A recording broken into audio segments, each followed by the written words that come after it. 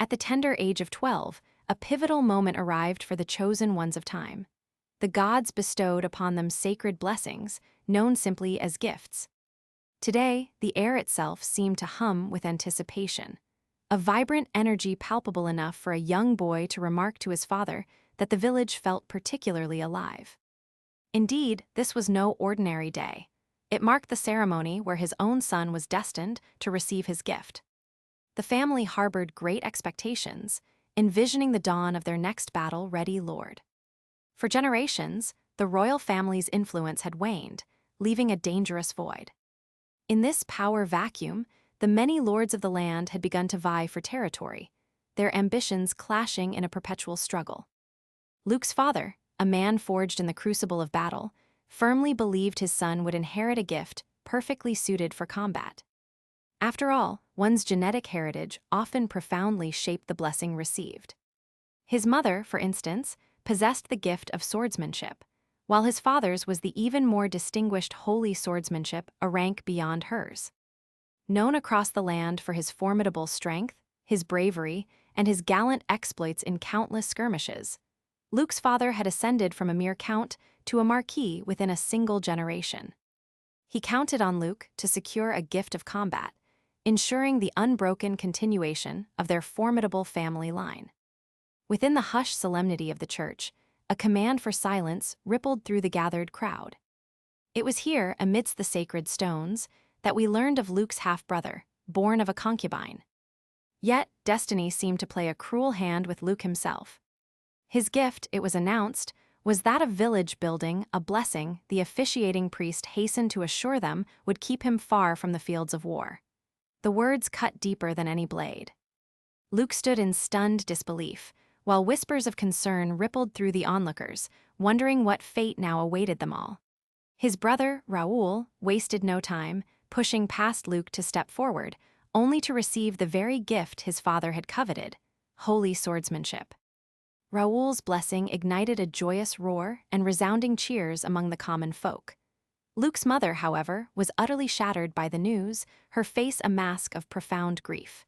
He was sent away, ignominiously on a solitary wagon, presumably out of shame. No one came to bid him farewell as he journeyed towards the sprawling, uninhabited wilderness of the house of Albert's domain. It was a desolate land, infamous for its unforgiving, barren soil and the savage creatures that stalked its periphery. His brother, with a snide smile, had tasked him with transforming this wasteland into something livable, quipping that his power of village creation should make it a piece of cake. In truth, it was a thinly veiled exile, yet not a single soul lifted a finger to intervene. Perhaps, in these troubled times, a figure as aggressive as Raoul was precisely what they believed they needed. To be honest, Luke had never truly been a fighting man. Despite all his rigorous training, he possessed no desire to take a life, not even that of a fly. 7 days later, the carriage rattled to a halt, releasing him into a landscape even more dire than the grim rumors had suggested. And the rumors, it must be said, were truly dreadful. To the north, a dense forest loomed, and to the east, a colossal mountain range stretched towards the horizon, both notorious danger zones, teeming with dangerous creatures. They rarely ventured this far, but one could never truly know. Just as he grappled with the enormity of his solitary task, a soft voice chirped his name from directly behind him. Another figure stepped forward, Milia, his maid. She had followed him, understanding intrinsically that he would need help, and tried to buoy his spirits with encouraging words. Though he seemed less despondent than she might have anticipated, he turned to Milia, asking if she was truly certain she wished to remain in this forsaken place. She asserted her loyalty, claiming she had made a solemn vow upon becoming a maid. The unadorned truth, however, was that her affection for him had long since surpassed the bounds of professional duty. For now, 2 stark options lay before them: attempt to cultivate crops, a feat almost certainly doomed to failure given the soil, or flee together, a prospect perhaps more realistic. Ever since receiving his blessing, he'd had no idea how to wield it. Yet this dire moment seemed as good a time as any to begin. "As you have wished it, so shall it be," he murmured. Milia was asked to step back a little, seemingly oblivious to the gigantic, glowing panel that shimmered into existence before Luke. It was then we understood he carried only vague, fragmented memories of a previous existence. He selected yes to create a village in this very location, and a glowing ring rippled outwards from beneath them. The uneven ground miraculously leveled, and before him appeared a list of simple facilities he could now construct. With a thought, he built a small hut, which instantly materialized, ready for their use. He now possessed 40 village points, recovering 10 more each day. Did they need another hut? Perhaps a well? Milia, ever practical, confirmed the necessity of a well.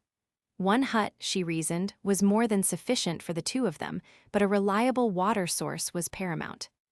Without hesitation, he willed a well into being, and it appeared before them in an instant.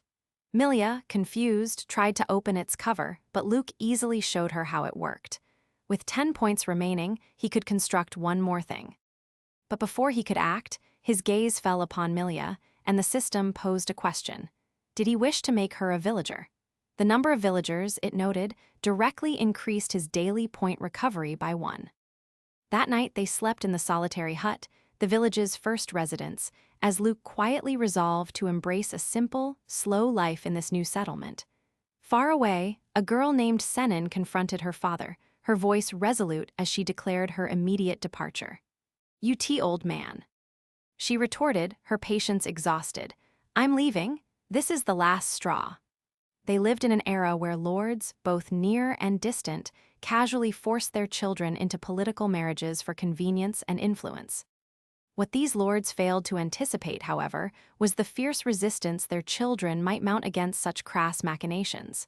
When her betrothed had been Luke, that had been one thing. He was, at the very least, kind and caring. But to be destined for Raoul? Absolutely not. He was far too twisted for her, and she unequivocally refused. Her father implored her to consider their domain, but she declared she would rather die than marry a man like him.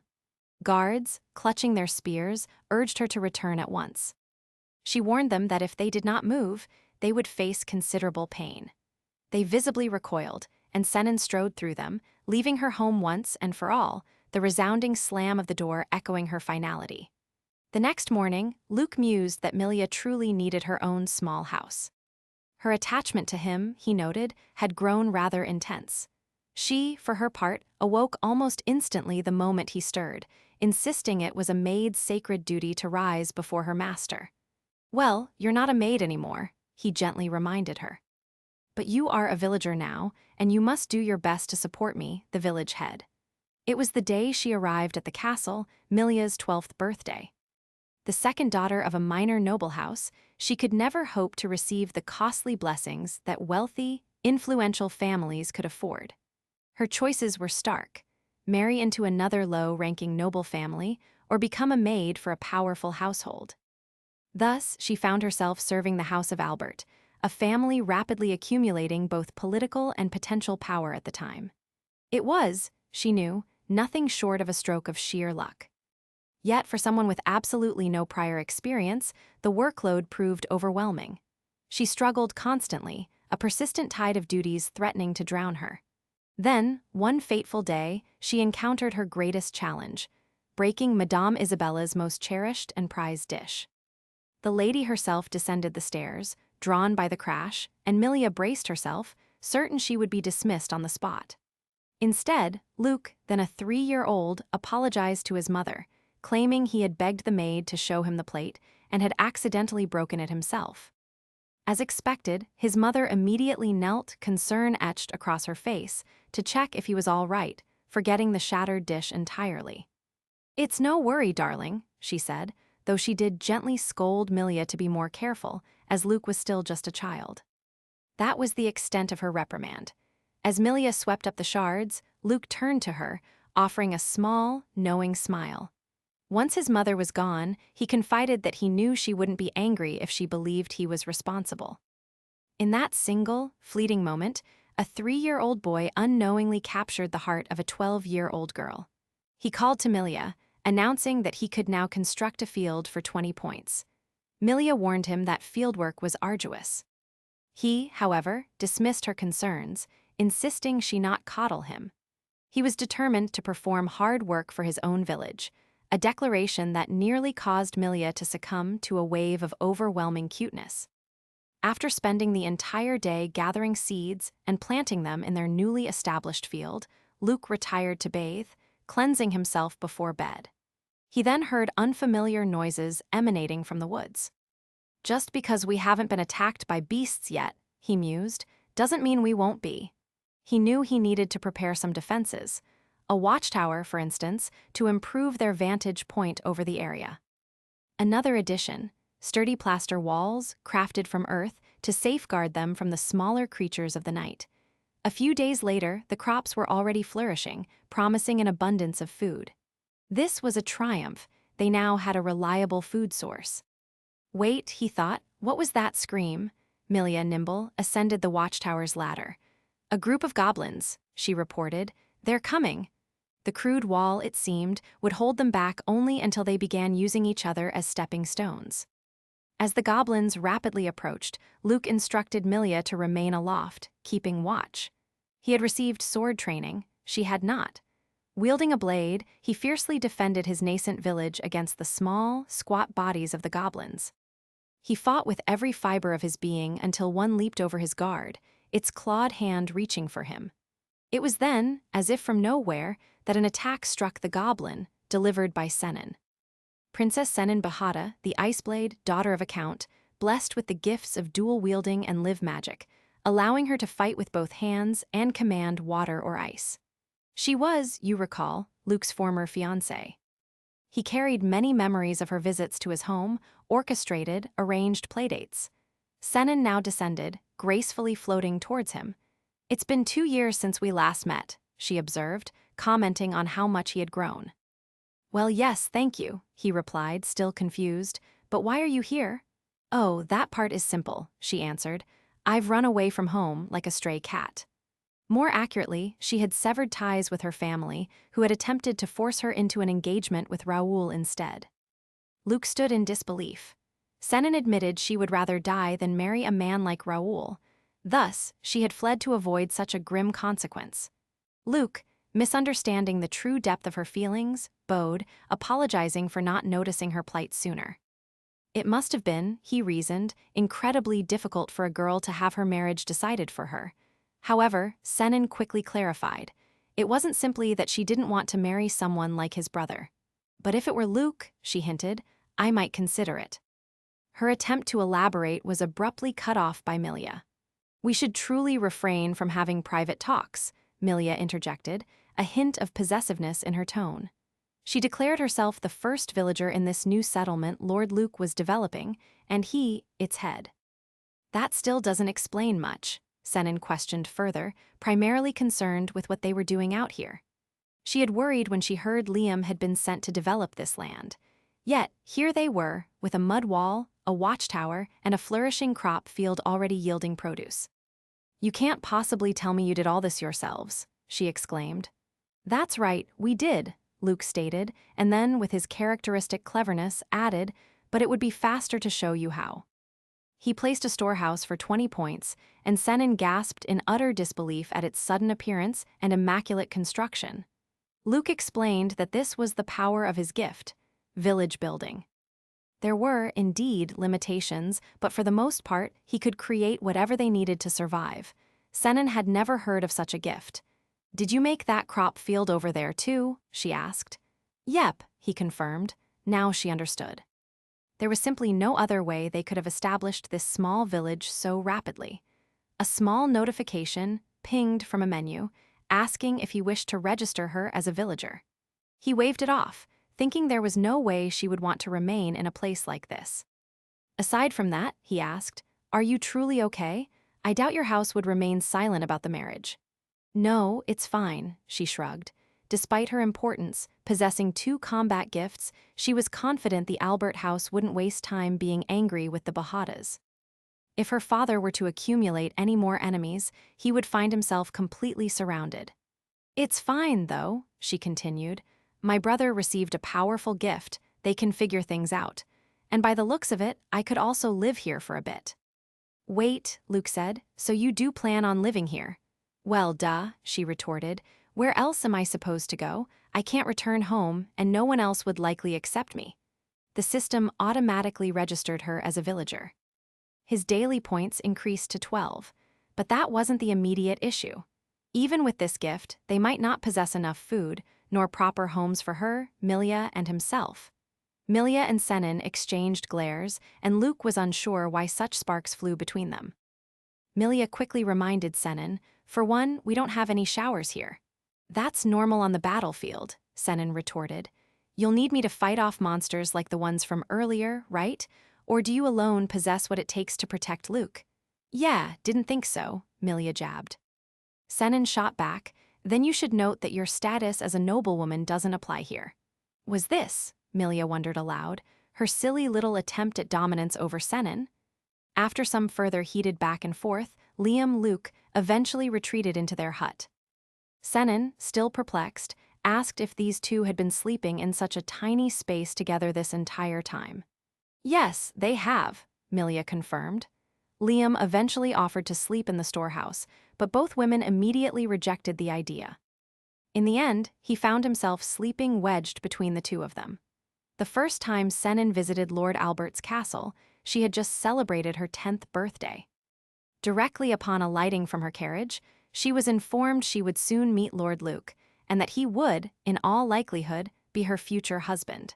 She was to conduct herself with impeccable ladylike decorum in his presence. She understood, though her expression betrayed little genuine interest in the situation thrust upon her. As she strolled through the castle grounds, she discovered a neat, secluded path and decided to follow it, curious to see where it led. A stone, suddenly flung from the bushes, caught her attention. She looked up, locating its source within the nearby shrubs, and there she found Raoul, another stone clenched in his hand. At first, she wondered if this was Luke. Then she saw him, mercilessly pelting a boy tied to a tree. Raoul, a nasty piece of work even as a young brat, declared that the next stone would strike the poor kid's face. Senin emerged from the bushes, a commendable act, intent on saving the young lad. Raoul paused his throw for a few seconds, startled by the disturbance. The two children began to squabble, and Senin tried to snatch the stone, warning that if the boy was hit in a critical spot, he might actually die. Raoul simply told her to shut up, pushing her aside, claiming he could easily find someone else to play with. There were plenty of others, he asserted. Despite Senin's best efforts, the stone was thrown, but instead of hitting the tied-up boy, it struck Luke squarely on the head. Luke was bleeding. As they untied the frightened servant boy, Raoul made a mad dash away, insisting he hadn't been aiming for Luke. Senin, puzzled by the entire incident, later discovered that the violent one was his younger brother, and the kind-looking boy who had been hit was actually Lord Luke. A few years later, they met again. Senin asked if he had ever brought up the incident to his father. The concubine's son hurting the legal wife's son sounds like quite a big problem, she mused. Luke replied that if he had, his younger brother's reputation would have only worsened. It certainly would, Senin agreed, as he deserved it. I'd have to concur with the young lady here, but they were still brothers, Luke reasoned. He didn't want to provide ammunition to those who would spread malicious rumors behind Raoul's back, thereby cleverly avoiding a sibling conflict. Back in the present, Luke finally accumulated enough points to construct a small house for them. Ever since Senin's arrival, he had been forced to sleep uncomfortably wedged between the two women in their tiny hut. That particular hell, he hoped, ended today. He willed the house into existence, and they peered inside their new home, which came complete with furniture, including a bed. Senin, examining the kitchen and its appliances, asked about the strange contraption before her. Water flowed from the faucets, blue for cold, red for hot. Luke demonstrated their new gas stove, which immediately captivated Milia. "This could make cooking so much easier," she exclaimed. In the other room, a full bathroom suite awaited, featuring another faucet, a toilet, and even a shower. Luke explained that this toilet was where you do the thing, and with a simple flush, water would descend and cleanse everything away. The question of where it all went was left to the magic that made it. This meant they no longer needed to rely on the outside well for water. Moreover, with 2 bedrooms, they could finally sleep separately. Neither woman, however, was pleased by this prospect, and Luke suddenly found himself caught in their crosshairs. He suggested the 2 women share a room. "Absolutely not," they declared. "Oh, that's right," he mused. "You don't exactly get along, do you?" "Fine," he conceded. "Then you can all sleep in the same room. I'll take the floor, and you 2 can take turns sleeping on the bed." "Nope," they both insisted. "That won't do either, Chief." Because while that might have been the initial plan, things in such universes rarely unfolded so simply.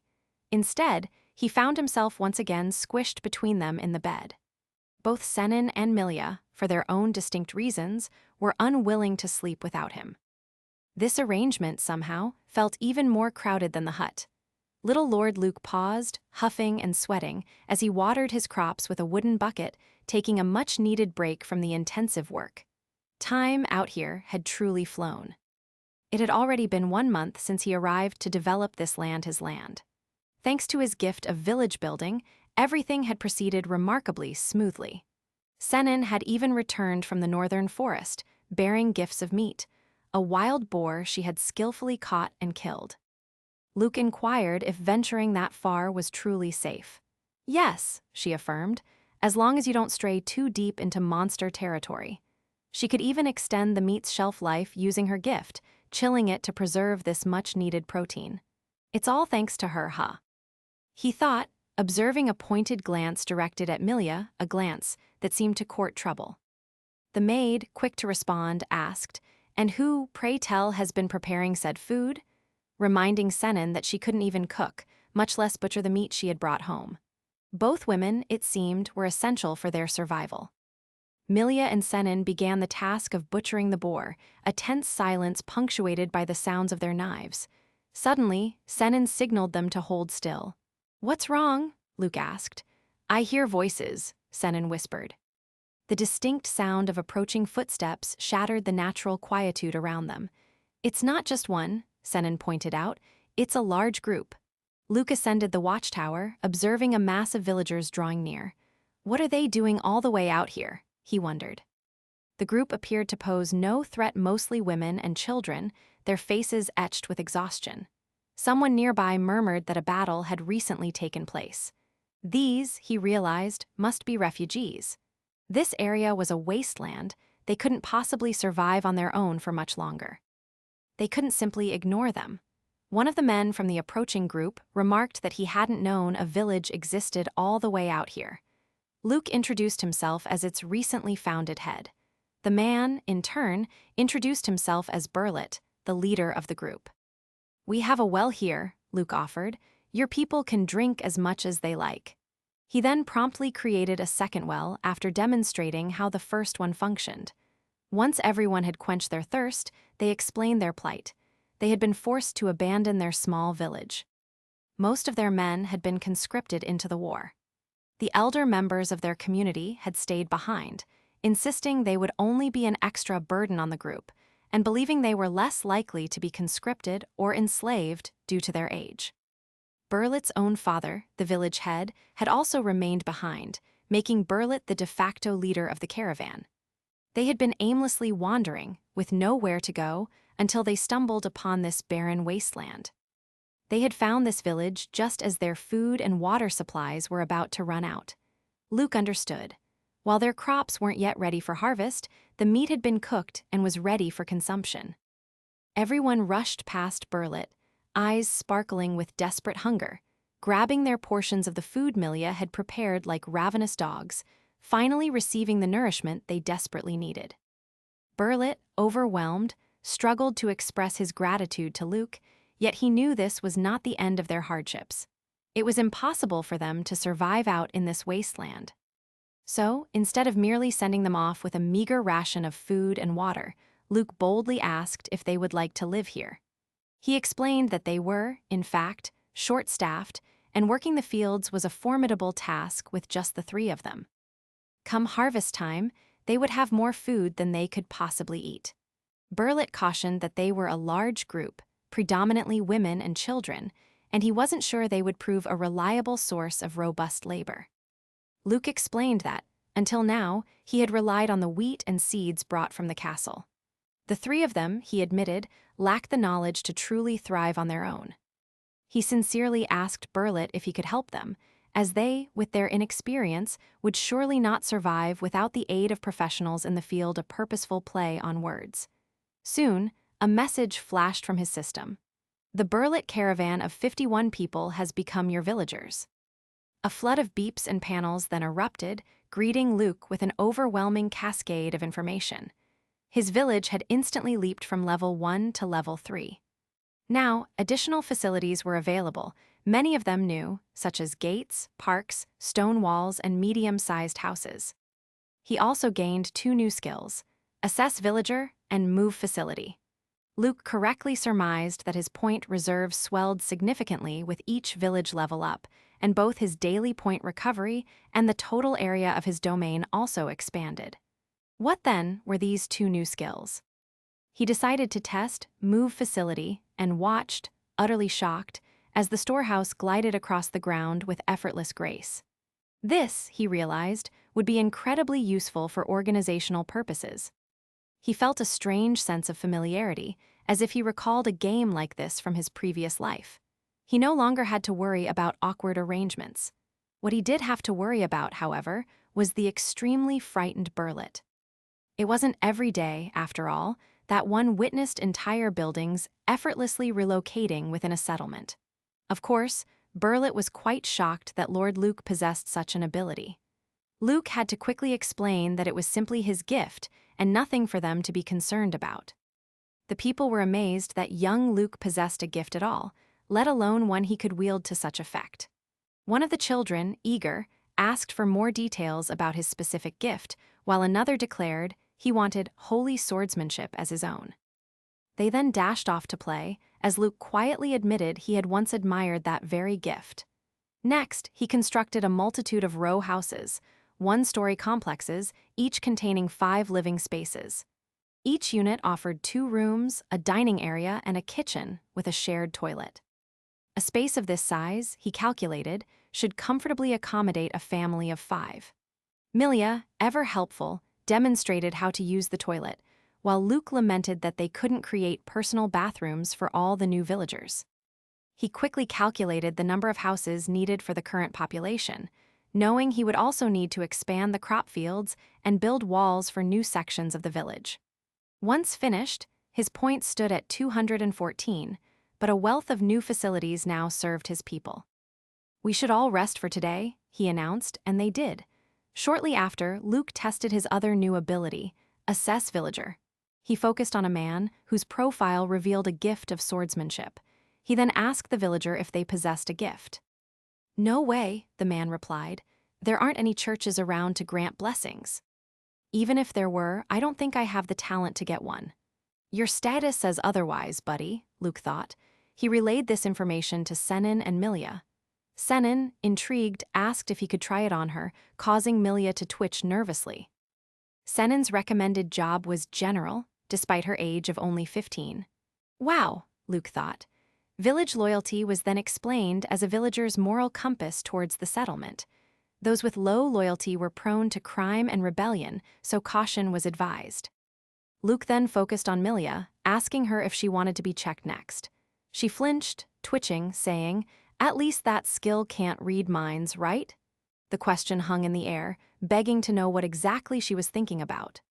She shushed Senin, insisting she was merely looking out for her young master, who was too young to know the thoughts of a grown woman.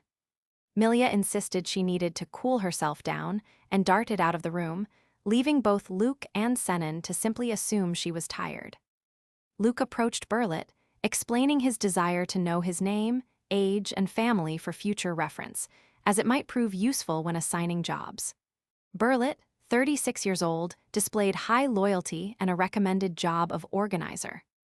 As for his family, he indicated his younger brother, Barlet, the one with the gift of swordsmanship. Barlet, a good 22 years old, had a wife and 2 children, and expressed profound gratitude for Luke's kindness. That same day, Luke met everyone else across the village. He noticed some girls fawning over him and an old lady who seemed a surprisingly good torturer. nothing else of immediate interest presented itself. He reviewed the statistics of his burgeoning population, noting 4 people with latent gifts awaiting unlocking. But as Senin later pointed out, they required a church or someone with the oracle gift to bestow these blessings upon people. On top of that, they possessed no money for donations. It was all, Luke found, a bit frustrating. Yet the numbers themselves struck Luke as peculiar. He had been taught that 50% of nobles possessed a gift, while less than 1% of commoners did. Here, however, it was approximately 10%. If this wasn't merely a coincidence, then were most commoners being deliberately led to believe they lacked gifts entirely. The substantial monetary donation required to receive a gift effectively prevented them from discovering their true potential. It seemed the nobles had created a monopoly on gifts. Who knew, they might even be conspiring with the church to restrict blessings. But that, he reminded himself, was just a theory and action theory. Interrupting his thoughts, Milia, having thrown a bucket of cold water over herself in a vain attempt to clear her head, Ray entered. He used assess villager on her. Her recommended job was priestess, and her village loyalty was ultimate. Her gift was oracle. Ooh, spicy, he thought. 3 days had passed since the people from afar joined their village. They had discovered Milia's potential oracle gift, which was wonderful, but without a means to impart the blessing, it remained dormant. They had largely been at a loss for how to proceed. Luke recalled stories of people praying at a church for years, eventually awakening their blessings through constant worship. But they didn't even have a church. Then, a villager he believed it was Burlet called Luke over, delivering the sweet news he had been waiting for. The crops they had planted just days ago were almost ready for harvest. The soil here, he mused, must truly be top-notch for such rapid growth. Oh yes, he remembered, my menu did mention something like that. The strangest thing was that even the off-season crops were thriving, which was truly odd. Luke knew their timing had been a little off. That evening, all the crops were harvested. Everything, it seemed, was going exceptionally well. It was quite the bounty, and he acknowledged he couldn't have achieved it without everyone's help. Luke then suggested a small party to celebrate the new villagers and the successful harvest. That's a good idea, Milia agreed. He wanted to help, as did a rather annoyed Senin. But while Milia might have appreciated the assistance initially, Luke proved utterly incapable of basic tasks like cutting vegetables. He was redirected to washing the vegetables, a more appropriate chore for his young lordship. Senin, for her part, declared, "Leave the slicing to me," right before she cleaved a table in half with her blade. So no, she ended up sweeping, while Luke washed the vegetables and Milia expertly prepared the food for everyone. At their next break, she had become quite the capable mage. The food, too, looked incredibly appetizing. No one could recall the last time they had enjoyed such a magnificent feast. Many people then glanced covertly at Luke from the sidelines. As their chief, the girls urged him to offer a warm toast to the bountiful harvest and the new villagers. "Cheers, everyone," he called out. Burlet found the food delicious, though his brother chided him for his rather basic choice of words. But their happy celebrations were abruptly shattered by a problem rapidly approaching their border. A group of approximately 40 people were making their way towards their village, all of them looking emaciated, skin and bone.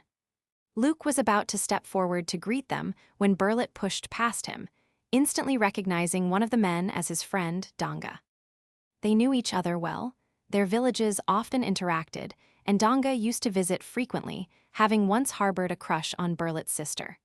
Regardless, it was clear this new group had endured a truly rough time. Danga admitted there was nothing left for them at home, so they had abandoned their village, seeking a new place to settle. It was thanks to Burlet's discovery of a village in such a remote location that his friends were now saved. "Oh, ho, ho, my friend," Burlet corrected him. "I am not the chief of this village. No, that would be little Master Luke over here." They had, he added, only arrived a few days ago. Danga excused himself and properly introduced himself to Luke. Luke then invited them all to join the feast. Everyone looked utterly worn out, and their party, he reasoned, was just beginning, so there was no shame in accepting. Luke insisted, and with that gentle provocation, merriment filled the entire night. Days later, the village buzzed with chatter. "Good morning, Luke." People called as he walked by. Everyone seemed to be doing well. Things were steadily improving after the party. Donga's group, having sampled the delicious food and found a comfortable place to sleep, decided to remain. This they called heaven. They wouldn't need to worry about the war in a place like this either. With 44 newly added villagers, the total population reached 97, just shy of 100. More row houses, more fields, and a surplus of food had followed, just as with Burlet's group. Donga's caravan also consisted mostly of women and children. Among them, 4 more individuals possessed potential gifts, but without a blessing, these would remain dormant for the time being. Soon, however, another group appeared before the watchtower. This time, it was much larger, 70 people. Luke felt a surge of apprehension, perhaps for the very first time. His heart beat faster than usual, and he was genuinely scared to face these refugees. When Burlet and his group had arrived, he felt no such fear. The village already sheltered 97 people, a considerable responsibility. Now, another unknown group was heading their way. Extending a helping hand to them would be easy enough, so why did he clench his fists? Because he understood that the responsibility of taking them in grew exponentially with the village's expansion. If he made the wrong move, he could jeopardize everyone's lives. Merv Griffin, he realized, would be proud, but now that he was acutely aware of the risk, it terrified him. Burlet opened his mouth to speak, but Senan cut him off. "We obviously have no room for them," she stated sternly, her demeanor the most resolute among them. Their village, she argued, was already full. Even if they took in this new group, giving them false hope would inevitably backfire. Luke's gift was remarkable, she conceded, but there was a limit to how many people he could care for before it became too much. Not all refugees, she warned, would be as cooperative and kind as Burlet's and Donga's groups. Furthermore, he didn't have to make the decision to accept or turn them away by himself. Senan declared she would go and speak with them. Milia placed her hands on Luke's shoulders, reassuring him, "It'll be fine, we're all here to back you up." But in the end, Luke asserted his will. "I want to take them in," he declared. "If I turn them away now, I might regret it later." He knew he was being overly idealistic, but he would try his best to ensure this choice didn't cause trouble for anyone. They all agreed in unison to support his decision. There was, at least, enough food for everyone. The Leon caravan, 76 people strong, became villagers. 76 plus 97, a total of 173 people now lived in the village. This influx pushed them past the 100-person mark, elevating the village to level 4. With the level up, he gained a bonus of 1,000 village points, more facility options, and expanded space within the village, along with a new skill called Facility Upgrade. The extra space, at the very least, gave him room to rearrange things. He used his other skill to reorganize existing facilities, adding new row houses and wells. Each time the village leveled up, the land area had more than doubled. Luke was pleased, but a question lingered. Just how large could their village become? Never minding that, one of the new facilities they had unlocked was a church. The potential benefit of constructing a church was immense. Only people of the church, after all, could bestow blessings. Rumors circulated of individuals who had received gifts through years of constant prayer, and even if such tales were true, it could take years. Still, it was better to have one than not. The building materialized directly before him as Milia asked, "Is this a church?" Her question was cut short by the overwhelming intensity of the feelings. She now experienced feelings far stronger than any she had known in a church before. It was as if something was guiding her. At this rate, she believed, she would receive her gift in no time. The church's description stated that those of strong faith could receive a blessing, so perhaps this was her chance to truly aid her young Lord Luke. She resolved to pray from dusk till dawn, determined to acquire that gift as quickly as possible. Many people, however, felt a rather ominous aura emanating from the newly constructed church. Since then, Milia had remained cooped up inside the building for days. As for his new skill, Facility Upgrade, he experimented with it. This ability allowed him to enhance various aspects of a structure, from storage space and quality to security. Oddly enough, he could apply the same upgrades to the fields.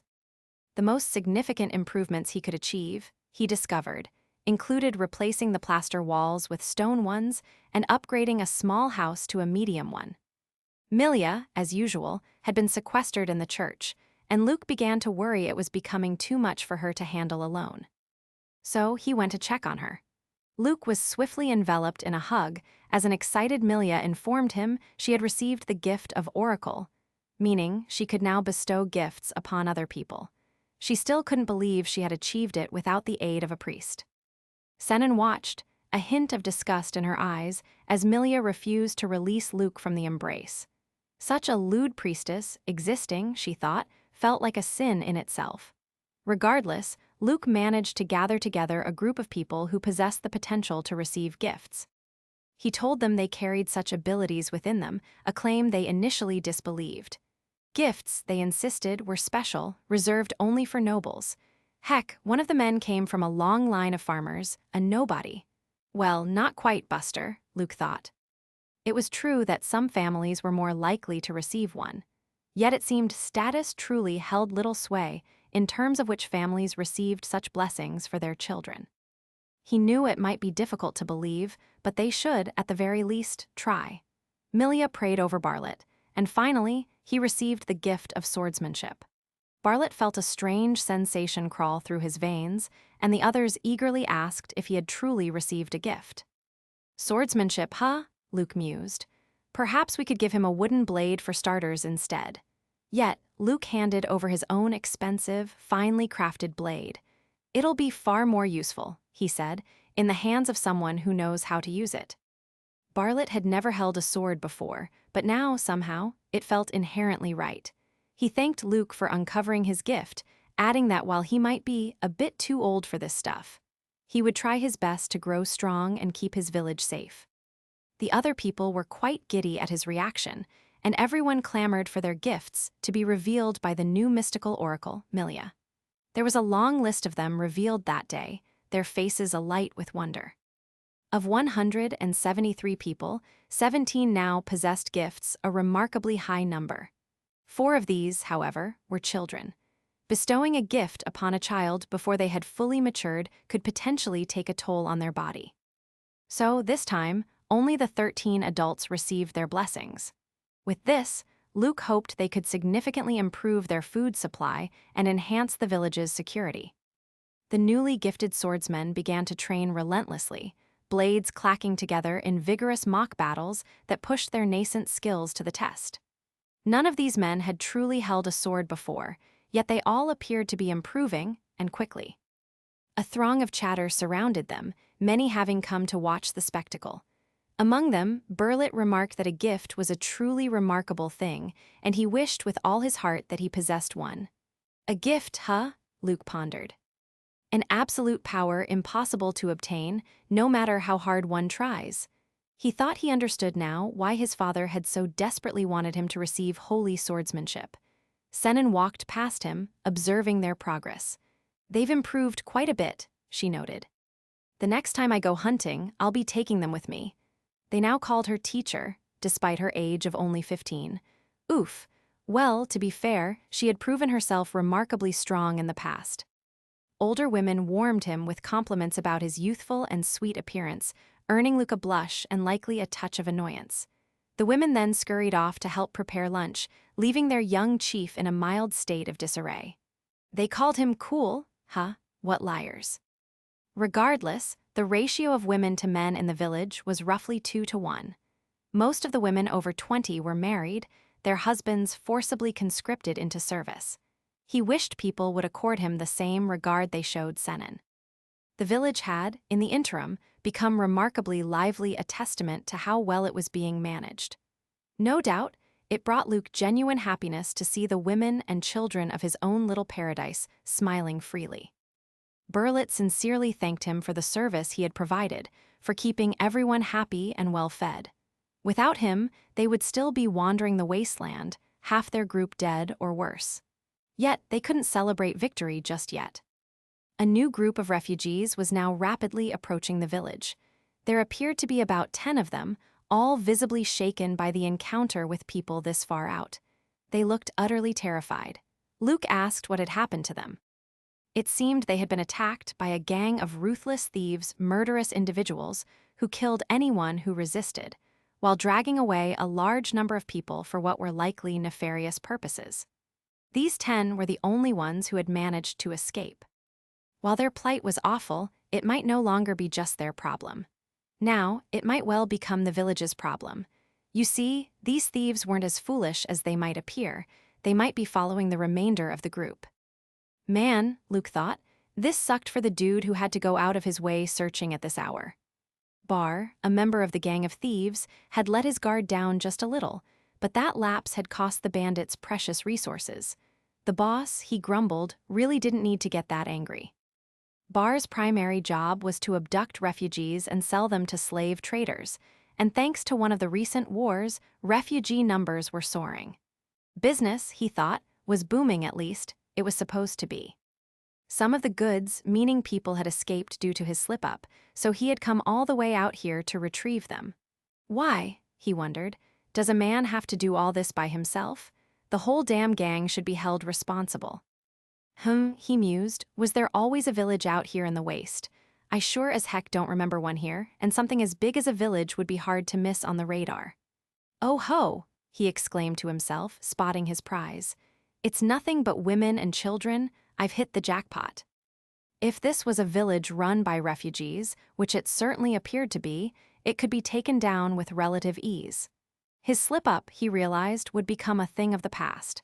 Hell, he might even get promoted. One of the main reasons their group operated so fluidly was due to a gift called telepathy, a stupidly useful ability possessed by one of their members.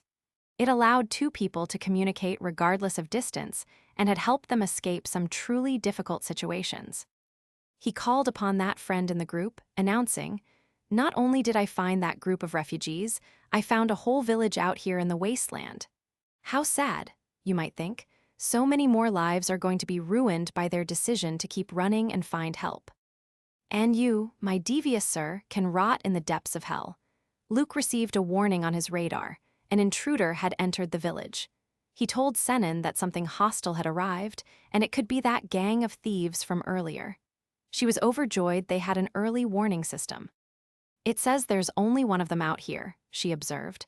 They're probably scouting the area since this is a new village. The radar indicated they were somewhere in the fields in the darkness of night. Complete silence enveloped the area. Senin warned that they were concealing their presence. These guys know what they're doing. Luke was cautioned to stand back, as they had no idea where the intruder might appear from. Oh, but on the contrary, my dear, Luke replied, the radar tells me exactly where the enemy is. I can see them plain as day on my map. Bar rushed from his hiding spot, cursing as he charged towards what he perceived as 2 little brats, believing he could easily dispose of them. Yeah, how do you think that works out for him? I muse. He ended up in a fat block of ice, with the strongest girl in the village standing right there. He awoke to the telepathy chap yelling at him, demanding an answer. The man was imprisoned, facing a very angry Senin who regarded him with contempt. He was ordered to reveal what was happening and where the rest of his gang members were, as they were now heading towards the village. He realized he was in a jail cell and contemplated just how strange this village was. First, that attack, and now this. Senin pressed him for numbers and locations. He couldn't afford any more mistakes, or he would be in serious trouble with his boss. He smirked, telling his telepathic friend that he was merely scoping out the village. It's nothing but women and children, he relayed, so getting in should be quite easy. He wasn't technically lying. Once the boss arrived, everything would be fine. But then, a voice came from behind them. An old lady asked to be left alone with this young man. Fast forward a bit, and we get a glimpse into why Granny was such a good torturer. Yeah, remind me not to mess with her. She said it would take a while to get him to confess, but in the meantime, they should all prepare for battle. The telepathy dude was trying desperately to contact Bar, but failing at every turn. He mentioned to his friends that something felt off with Bar's replies. Their conversations kept breaking off, and he couldn't pinpoint Bar's location. His friend dismissed it, saying that slacker is always off. The two called Bar useless while peering at the village from atop some rocks. The telepathy user decided to listen in on the village before they impulsively raided the place, just in case anything unusual lurked within. A good idea, indeed, but someone behind them snarled, "Quit all your yammering," as he brought a giant axe down to the ground. Picking it back up, he declared that for raiding such a fickle place tonight, all they needed was brute force. Surely, there was no need to overthink anything. "You'd be surprised what this little thing called a plan can do, my bald friend," I silently noted. He smirked down at the fortifications, stating aloud that a simple wooden gate wouldn't be enough to stop their group. Suddenly, he dashed from the clifftop, descending to bring his weapon down upon the gate that protected everyone, crashing into it with a resounding crack as his axe splintered the wood. He screamed for his men to follow him, and they all surged forward with renewed vigor, launching their assault on the small village they had deemed worthy prey. Footsteps thumped through the night, intent on collecting their bounty of people. Luke suddenly felt a nasty premonition that his village had been intruded upon. The men, however, seemed utterly bewildered by the strange buildings here. And despite the immense noise they had made charging in, nobody was screaming or even crying. The silence was eerie, even for a group that had likely witnessed its share of horrors. Luke tapped through his menus, finding the water moat option, and clicked yes. "Oh, you little devil." Suddenly, the floor beneath the bandits vanished, giving way to water as the moat formed below them. While a few of his men sputtered, spitting out water from their sudden fall into the trap, they then heard the last sound anyone ever wanted to hear in the depths of a trench: the crinkling and crackling of ice forming. The water was freezing over, and if they didn't get out soon, they would die. "Looks like nobody can move," Senan declared, stomping her foot triumphantly over them. "Looks like they fell for the trap. Can't believe we took most of the bad guys out in one fell swoop and nobody got hurt. That tag team move was a stroke of genius." Senan blushed, gushing from the compliment, clearly enjoying the idea of their tag teaming. She told the others to prepare the baddies for the slammer. One problem. While she was busy gushing, the boss had escaped from the frozen lane and now confronted her from behind. "So," he snarled, "you're the one who put his boys in the ice, eh?" Creating blades of ice from thin air and parrying his attack, Senan swiftly defended herself from the brute assaulting her. "He got out of the ice, did he? Quite a strong one he is. Does she think she can beat him?" I wondered. Senan was launched backward from the stalemate, and the two truly engaged in fierce combat. She bobbed and weaved through his ferocious attempts to slice and dice, narrowly avoiding being chopped in half by a swift, brutal strike. She did manage to wound him, however, and they rapidly sped off in the fervor of battle, locked in a brutal struggle. He, it seemed, was as capable as she, which was a bad thing, a very, very bad thing. Why, you ask? Because her ice spell on the lake, holding the rest of the goons, was maintained by her concentration. Without it, the ice began to melt, freeing the remaining bandits to unleash themselves upon the worried population of the village. They had to get the rest of these guys out and into the slammer quickly before, too late. The men reached for Luke, almost catching him, if not for Bartlett snatching him up first, narrowly avoiding the capture of their chief. Bartlett now had to defend him, keeping the bad guys away from their head, using his gift of swordsmanship. Bartlett swiftly swung his blade, clanging against weapons from every direction, spinning the poor boy around like a rag doll in his arms. Luke, being swung, noticed his villagers frozen by fear. The telepathy user, Bro, yelled at them to fight, reminding them they had weapons, though they didn't yet know how to use them. This jolted the others back to life as the bandits climbed out of the moat, ready for combat, laughing a little at the poor little people who dared to oppose them. This was dire. This was everyone's first real combat situation, and if they weren't careful, they would be wiped out, just like the other group. The two frozen villagers were ordered to duck, and a man with a shield rushed to their aid, taking the frontal hit for them. They were reminded to apply their training, but they questioned how, never having fought so many people at once.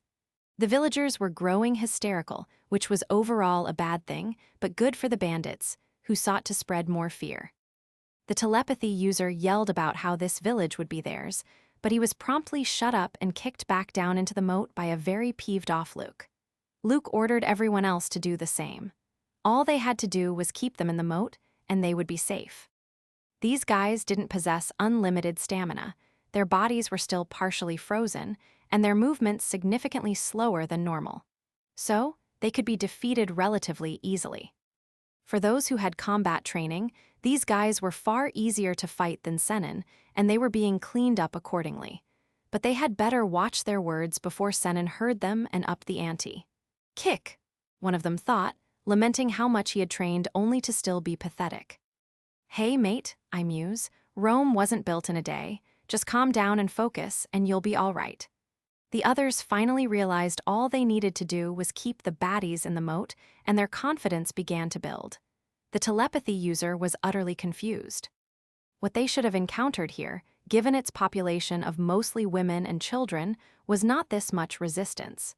They should have had smooth sailing, easily getting in and tearing things to shreds because everyone looked like novices. Yet, this was happening. He called out for his boss, who was half frozen on the edge of the moat, looking like he might simply blow over in the wind. What they didn't realize was that Senin was sapping his body heat with every hit, using her ice magic to its fullest potential. Small icicles now clung to him, formed from the frost that had built up on his body. But that he deserved for being all brawn and no brains. 40 intruders have been captured, the system announced. The next day, thanks to the old granny's interrogation methods, they obtained crucial information about the abducted people. A rescue mission was swiftly launched, and those who remained were successfully saved. Good thing they reached them before they were sold off. All thanks to Granny extracting the truth. Would they like to know her methods? I think. No, I'll pass on that one, Chief. They now faced one remaining problem, dealing with the captured thieves who were currently sitting comfortably behind bars. Luke pondered heavily what to do with these characters, 43 of them in total. Normally, he would have handed them over to another region with the wherewithal, the resources to deal with them. But given the ongoing war, it was unlikely any place could or would. Would he like to turn them into villagers? Heck no, he mentally scratched that idea. But wait, wasn't there an option for a rehabilitation center? Was he seriously considering this? Yes, there was an option for such a center. If the information here was true, perhaps they could use the center to reform some of them. Villager was merely a title his gift could assign.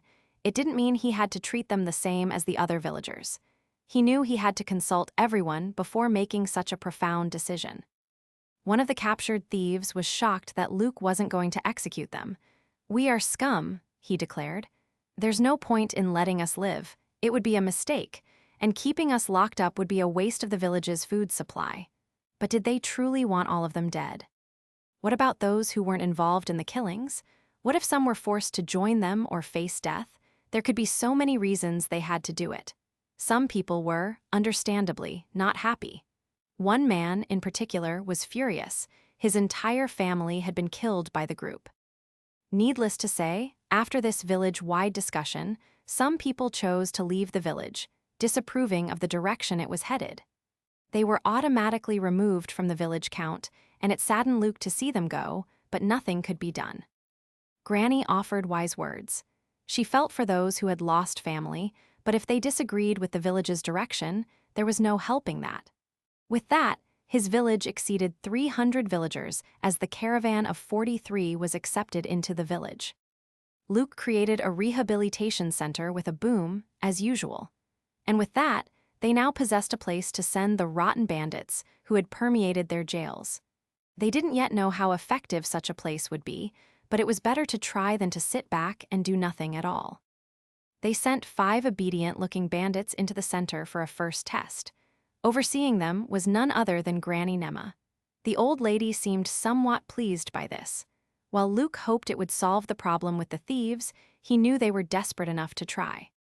The bandits, attempting the old-fashioned puppy dog eyes trick, complete with pouts and tears, tried to sway him. He shook himself free of their gaze, not succumbing to their tricks, and even checked the villager menu with assess to determine if they had learned their lesson. Observing a 1 on their loyalty check, he coldly told Granny Nema to take them away. "They commented on how sharp the boy is," I thought. "Heck, you boys won't get away that easily, right? What's next on the schedule? Luke pondered. Fixing the broken gate was easy. He upgraded its security as well, ensuring it wouldn't be so easily wrecked again. He also wondered what other new features were available at level 5. Browsing the village menu, a new skill called facility customization appeared, along with things like roads, sturdier watchtowers, public baths, and so forth. Roads and waterways didn't cost much per unit, but they needed to be connected in longer strings to be truly useful. We also got a current map of the village, a neat and sturdy little place. The water moat he had built to deal with the intruders had also returned to normal. Wondering what he should build next, Luke pondered for a few moments before settling on the public bath. The villagers, excited, asked him what it meant. "It's what you'd expect," he explained, red for women, blue for men. They could already start using the facility, and if they had any questions, they could simply ask their young chief. The dressing room was just inside the entrance, complete with shelves for clothing on either side. Everyone entered and began to change. Luke peeked into the men's side to check the water. It was the best thing they had ever experienced, he heard. Danga chastised 2 of the men for playing around in the bath, a real buzzkill. Luke called over the wall, checking on the women's side. Everyone was thoroughly enjoying the bath, which pleased him greatly, as they no longer had to use the wells. Everyone had been hesitant to use the one in the chief's house, so he hoped this communal bath would help them all relax. Of course, the inevitable peeking ensued from the men's side, and Nema stormed in to drag them away to the rehab center. That's what she gets them for, I thought. Luke then went to check on the swordsmen's combat training, led by Senin. She was truly working the boys down to the bone. She parried him and her thoughts, filled with hearts, as she whacked one of the men to a pulp, not quite looking at what she was doing. For the last bit of things, she asked how the public bath was, and they heard a yell from behind them as a wooden blade cracked in half. "That was our last one," someone lamented. Senin apologized for breaking it without looking, and Luke emerged to ask if they had no other swords to use. "Not just swords," Bartlett replied. "We don't have any useful weapons." They had been bringing back things they thought might be useful from their hunts, but there wasn't much variety. They wished the thieves had carried nicer gear when found, but aside from the heavy and unwieldy axe that no one could use properly, all the knives they possessed were utter junk. What if they sent the thieves out to look for materials, though? Luke mused. But don't let them go too far. Nah, too risky. Luke contemplated their situation. All his gift allowed him to create were facilities. There had to be some way he could help them. Bartlett, sensing his unease, reassured him. "It's okay. We've been to the forest many times, and each of us has been quite careful. We won't overdo it. We already depend on you for so much, and you should use your gift for yourself much more often than you do. For example," he continued, "look at the house you live in. The 3 of them himself, Milia, and Senin all shared one bed, and the place was tiny for just 3 people. Though that was just how Senin liked it," I mused. Needless to say, that was Luke's next upgrade. Luke's new house was immense. From the outside, it resembled a miniature mansion compared to the rest of the village. He hadn't really thought about what he was doing, he just did it. It also had exactly 3 rooms. Pretty convenient, isn't it? The 2 girls, however, didn't seem to think so. They had quite enjoyed the previous arrangement, one for innocent reasons, and the other for, well, let's not delve into that. Milia then asked why this bed was larger than the ones in the other rooms. He pointed out that it must have been part of the house's upgrading process. Milia declared that the village head indeed deserved the biggest bed. She would join him on it, she thought. She couldn't very well sleep in a bed she wasn't used to, so it was decided. They would be sleeping together again, minus Senin. I don't think so, you creep," I mused. Luke, instead, offered them this larger bed. He was perfectly fine with a single-sized bed, but if he ever wanted a bigger one, he could just use an extra point to enlarge it. The girls, however, returned to their howling in the background, while Luke wondered what else he could achieve with this cool new facility customization tool. For one, it might be a good idea to install some stone stairs up to the wall, allowing them to peer over it and defend themselves properly. 5 points were used to create each set, and he made 8 of them all around the village walls. Wondering what to do next, he conceived the idea of creating embrasures in the wall, allowing them to fire arrows and such through. With what bows? I thought.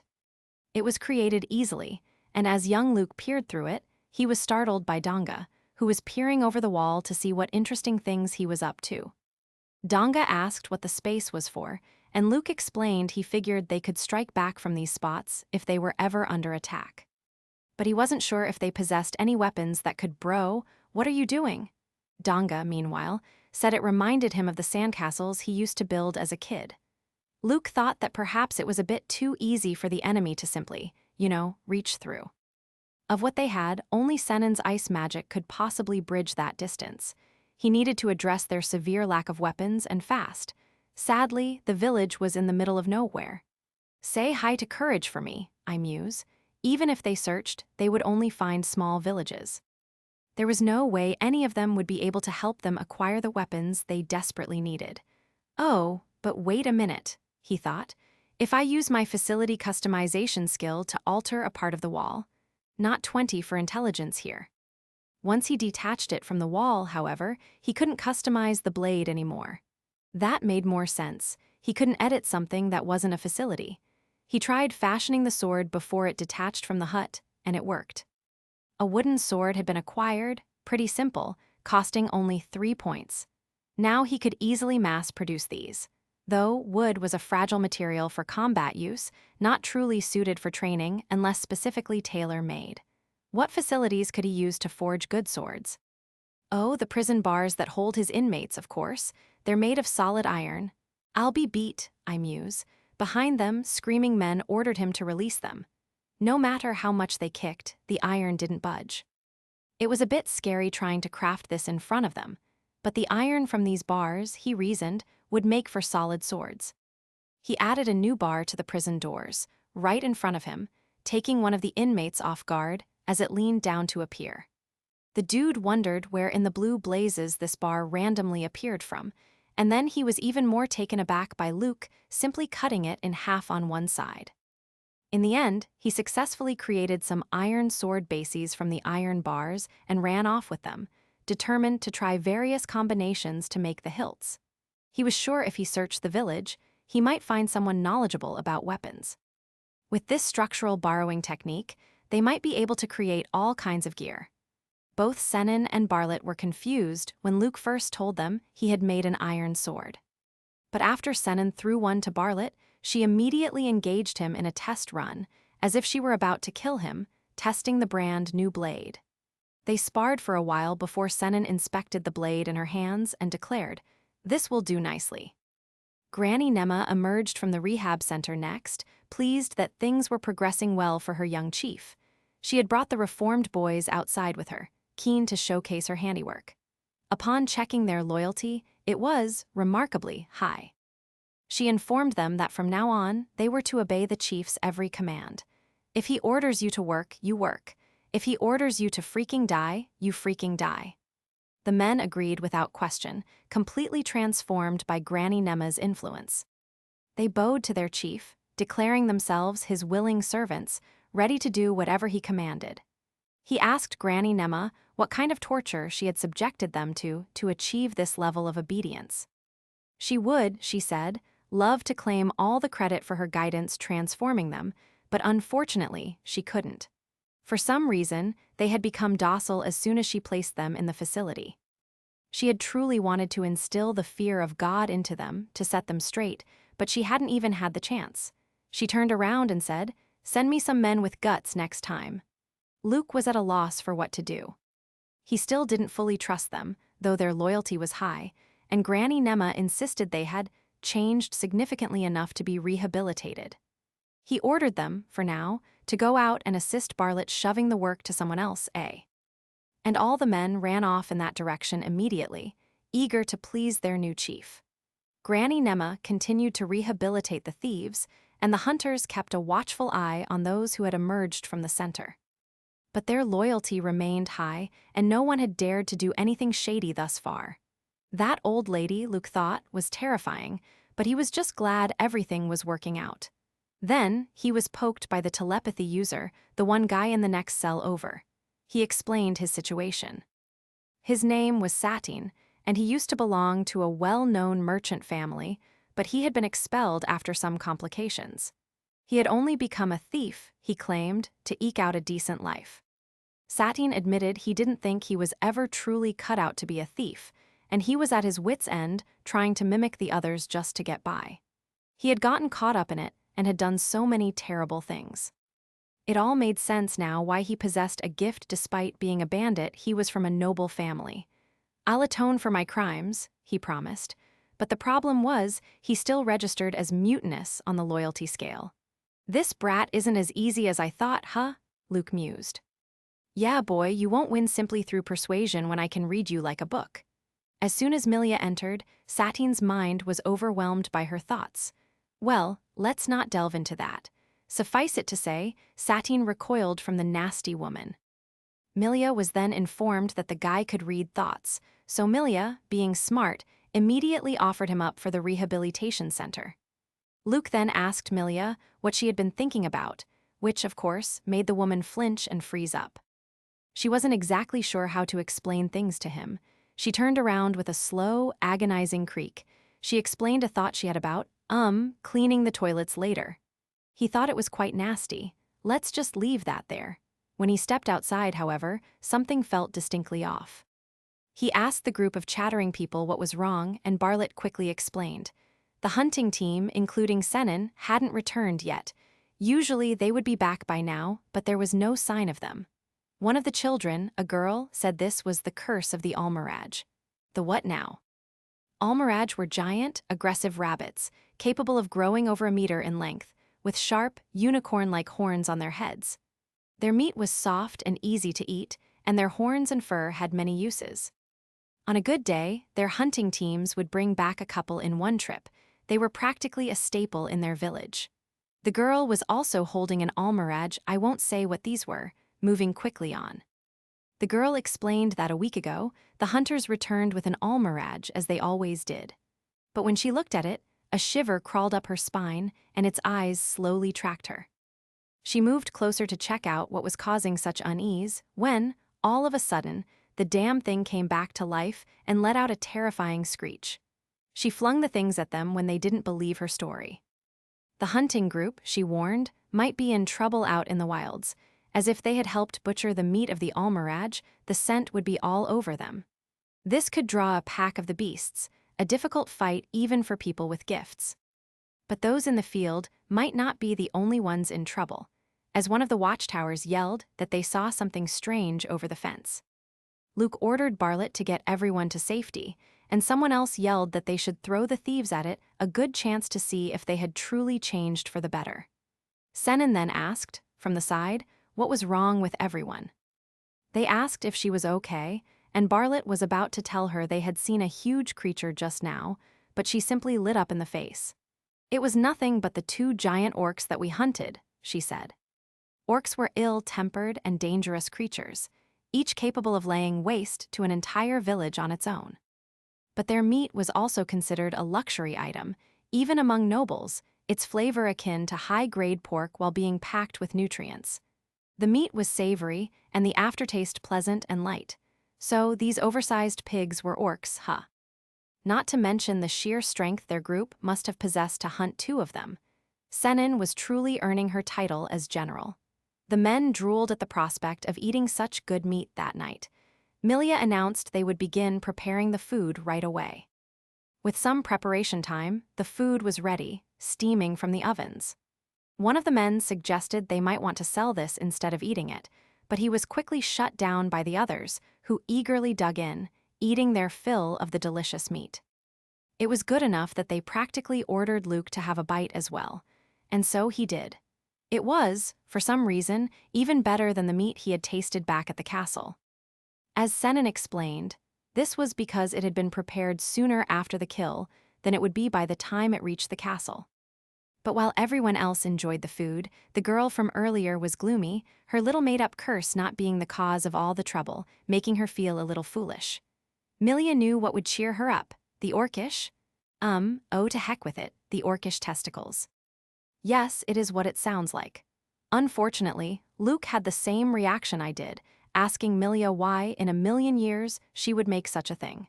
She explained that it was good for stamina and packed with nutrients. She used to prepare such a dish back at the castle for Lord Albert and his mother. Bartlett said he had tried bull and horse testicles, but orc testicles? He had never even heard of someone making a dish with those. Yeah, I thought, and I hope never to see it again. Milia urged the little girl to try them, fresh from the oven, covered in sweet and spicy sauce. I won't describe the flavoring, but suffice it to say, she liked it very much. There was also a soup made from its other part. The ladies were far more enthusiastic about this than they had any right to be. Half a year then passed since Luke created the village, and now things began to grow chilly as winter rapidly approached, bringing with it the colder months. It was about time they began to prepare. Bartlett then approached Luke, explaining he had been talking to the others and they wished to make a trip home. They were concerned about their parents. Only 5 of them were going, so it shouldn't significantly impact village operations. He offered to bring their parents back to the village, but Bartlett didn't think they would fare well on the journey, so he had to decline the kind offer. Senin then offered to accompany them. And from seemingly nowhere, the reformed thieves appeared, their presence not particularly welcomed, but tolerated. Luke wasn't entirely sure he should be allowing them outside the village just yet, despite their currently high loyalty. But Senin insisted it was fine. The more muscle they brought, the better the journey would turn out. Besides, if they betrayed the group, she could always kick the ever-loving snot out of the former bandits. And with that, the group set out for the older folks' village. A few days later, young Lord Luke was meticulously reorganizing all the fields and row houses, and adding new walls. Eventually, he finished his preparatory work, and we saw the newly formed village from high above. He had constructed 2 layers of stone walls and more living spaces for the reformed thieves they had kept. This, he reasoned, would help everyone feel much more at ease, and he figured he could enlist them to help in the fields and with defending the village. They, at least, possessed a master farmer, meaning the fieldwork would be efficiently organized. The thieves, tears welling in their eyes at the mere prospect of finally having a place to live, weren't sure they could ever repay him. They would surely never forget his kindness. Seems like the old lady raised them well, I muse. Ah, so this is just how all the thieves turn out, huh? Obedient little drones. Satine declared he would report anything that might cause them harm while working in the fields. A brave, reliable man this one had become. And with his gift of telepathy, he could help them identify anyone suspicious, too. This begged a question, though. If his gift was so handy, why was he kicked out of the merchant family he belonged to? Because others didn't perceive it as handy so much as dangerous, as it allowed him to listen in on the thoughts of literally everyone. From the moment he received it, his life was a hell. From the priest who liked kids a bit too much, Vernon, you absolute creep, to a girl everyone thought was a saint, but was, in fact, preying on the needy. Even his own parents, whom he had trusted more than anyone, found him something of a nuisance. They had discussed how sad he looked, and how being able to hear everyone's thoughts must be weighing heavily on his young mind. His mother couldn't cope with her own son being so distant, a shame, really, since she had spent so much time raising him. His father, meanwhile, feared Satine might develop his own ideas and betray the family, as he was privy to their every move. So he ran away. And on his way out, he met the boss and his gang of thieves. The boss, while scary when angry, recognized the value of Satine's gift. More importantly, the entire gang was simple and easy to be around. He was lectured on how that didn't mean he should be hurting people, and again apologized. The gang was about to set out to demonstrate their usefulness to the chief when Milia walked onto the scene. Her thoughts overwhelmed Satine, and he practically passed out. Milia then announced that Bartlett and the others had all returned, safe and sound. Luke was thanked directly by the older folk of the village, and they shook hands, chatting for a while. But to more important matters, these people Bartlett had captured seemed familiar. Was it the clothing? Yes, it was the outfit of the group of thieves, the same ones who had been occupying their jail for a while. They had attacked Senin and the others, who fought back and inflicted considerable damage. It turned out they were from the same group as those in jail. The reformed thieves tapped their shoulders, reassuring them, "It's okay, you'll see the light soon enough." "Okay then, that's just creepy," I mused. The remaining thieves were shocked by their comrade's transformation. At the same time, a few miles away, a father and son walked through the barren wilderness.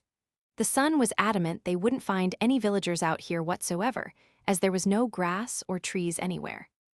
The father remarked that there wasn't enough food to last the upcoming winter in their own village, so they preferred to bet on this slim chance than die of starvation. The son was told to stop complaining and keep walking. They couldn't just sit around waiting for death. If only the son had left the village when he was younger, he thought, he could have been an adventurer and had a better life. This set the good old dad off, yelling, until the son spotted a stone wall in the distance. Meanwhile, in the village, Lord Luke and his girls looked out at everyone through the window of their home. They all looked so happy, though everyone should start heading to bed soon enough. Luke began to doze off, his head nodding slightly, so he decided to retire himself. He said good night to the girls and went to bed. But later that night, the two women simply appeared out of thin air. They ended up crawling into bed with him once again, despite Senan signaling in sign language that this was a bad idea. Luke received a telepathic notification. Two men were approaching the village, perhaps refugees. Going down to meet them at the gate, Luke found the older man in his 50s named Mac, the chief of another village. The son's name was Manta. Luke introduced himself, and they seemed already aware of him being the Lord's son, which struck him as a bit odd at first. But Mac had heard rumors that Lord Albert had sent his son out here to cultivate the wasteland with his gift of village building.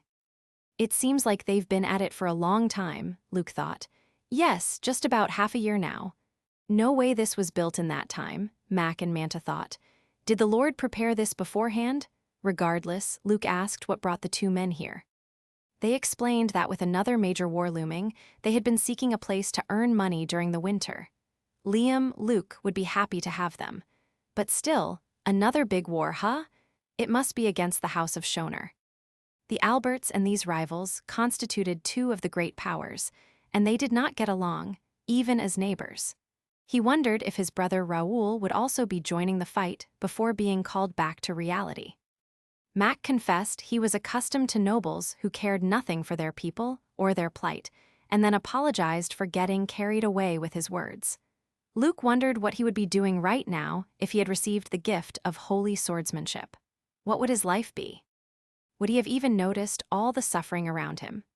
Back then, he had been so eager to live up to expectations that now it all seemed a bit foolish.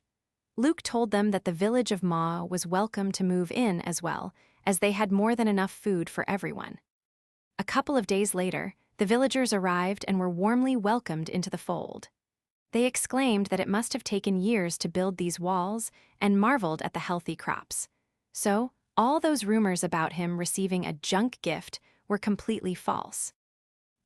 It's true that I didn't receive the gift of holy swordsmanship and was ordered to cultivate the wasteland, Luke explained, but I received the gift of village building instead. I'm able to use it quite effectively all the way out here. The hunter group then returned with their quarry, causing a huge buzz on the other side of Luke. This time, they had brought back 5 almiraj, much to the surprise of the Mao people. They should, he thought, have a feast to celebrate the new arrivals. But he wondered why Senan was boasting. This wasn't the first time they had brought back plenty of almiraj. Well, that's because that's not all they had brought back, she clarified. They had also captured this great boar for the village food supply. Needless to say, everyone was quite shocked, Luke especially. He asked how they had managed to take down such a fearsome foe. Senan explained that 2 of the men had stopped it using their large shields, then they all aimed for its neck. It was all, she added, thanks to the equipment Luke had made for them that this was possible. He'd made these shields pretty darn thick, she noted, and they still ended up getting dented like this. Oh well, more could be made easily. For now, the hunters were congratulated on their good work, and the boar was brought inside so that the cooking could commence. Mac and his son Manta had tents they wished to set up for the time being and asked if they could occupy a small spot over there. Oh, Luke thought, I almost forgot. He took a second to create something for them. Within a few seconds, new row houses were placed down, and the men couldn't help but be in awe at the random appearance of houses. It had been a while since Luke had witnessed this kind of reaction to his gift. They asked where in the blue blazes the house came from. Luke explained that he could create plenty of useful things with this gift of village building. So, those things people were saying about him getting a useless gift were all false. It was actually super useful. Well, no, he thought. He can only use it here, so they're not really wrong. Eventually, Luke's village exceeded 1,000 inhabitants, and the place was promoted to level 6. Since then, 96 people from the Mao village had joined their ranks. But the steady influx of villagers never ceased. People in need of food came to them, and Luke welcomed them. People who needed help earning money came to them. Again, Luke welcomed them. People who simply desired to be cared for came to him. This time he was more hesitant, but they were let in regardless. The reformed thieves had been patrolling the wasteland, ensuring people could traverse it safely.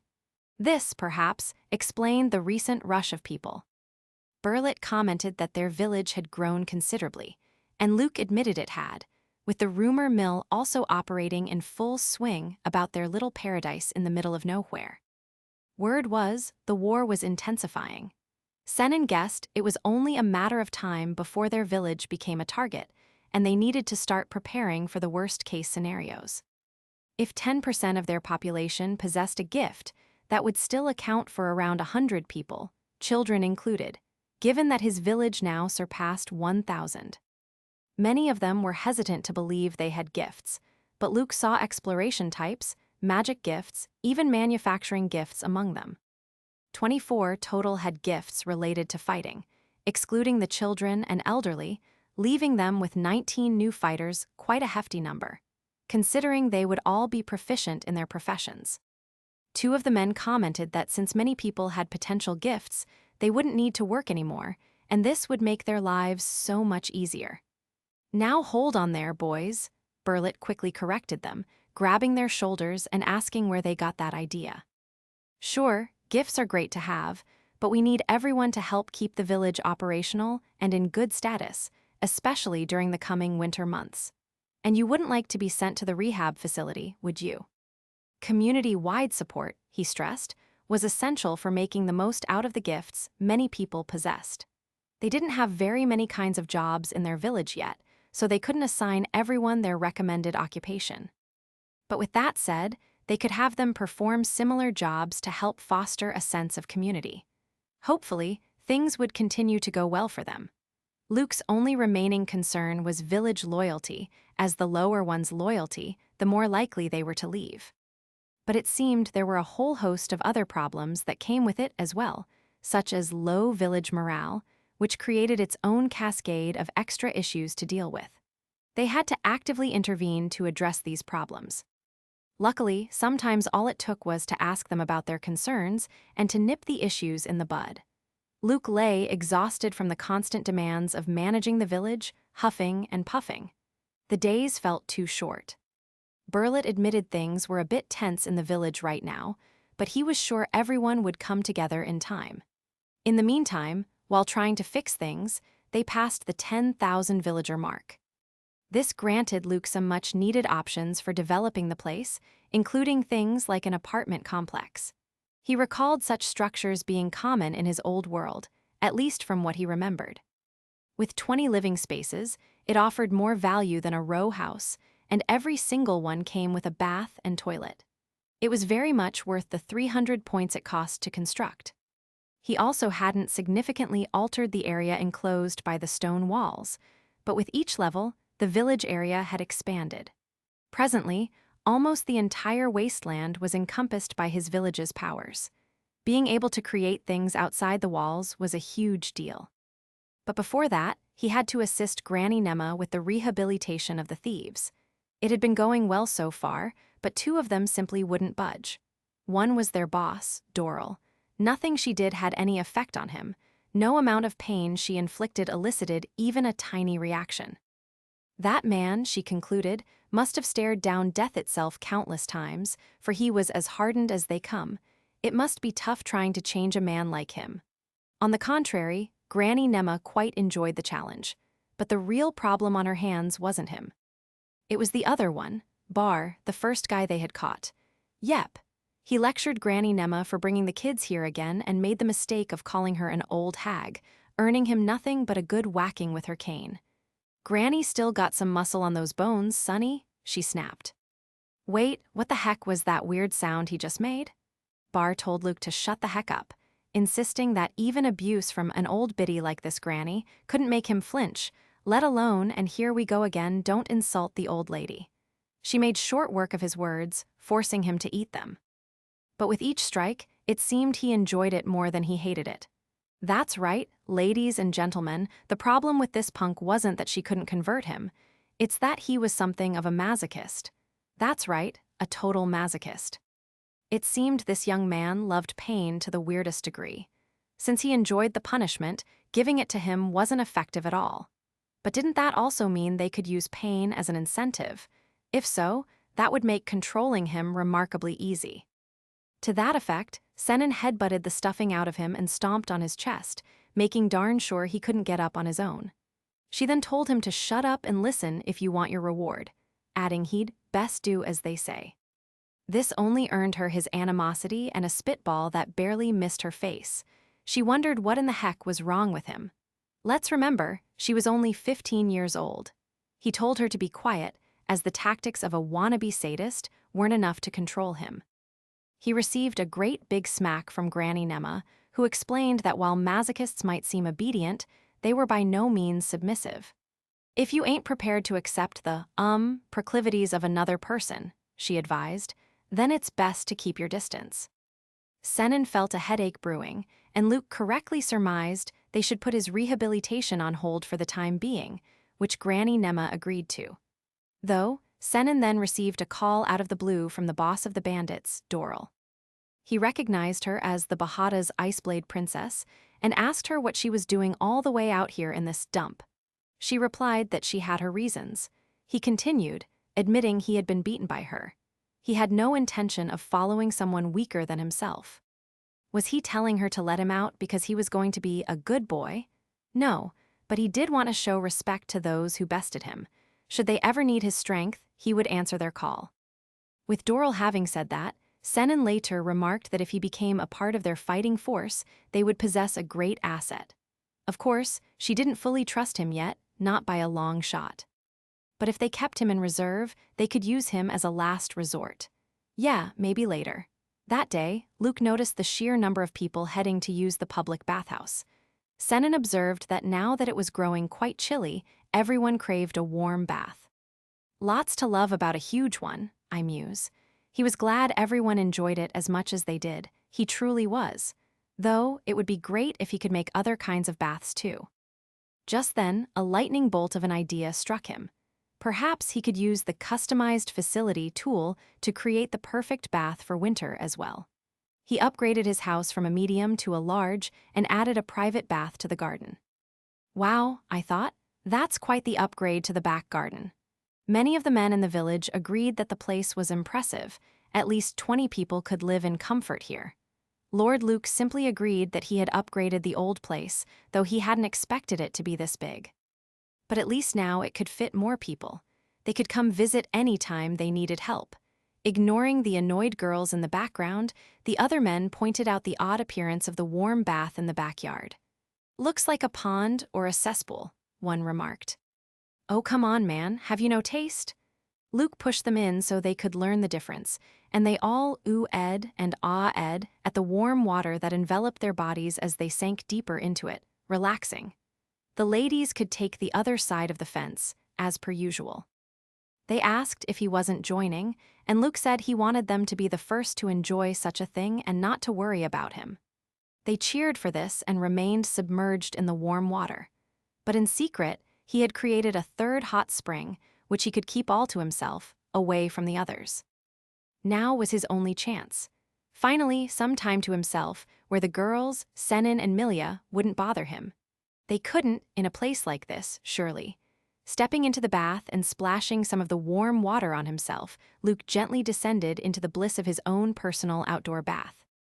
He reveled in the feeling of warm water cascading over his skin, accompanied by the steam curling up from either side. He gently closed his eyes and simply listened to the ambience of crickets, interspersed with the distant voices of people having fun in the public bathing areas.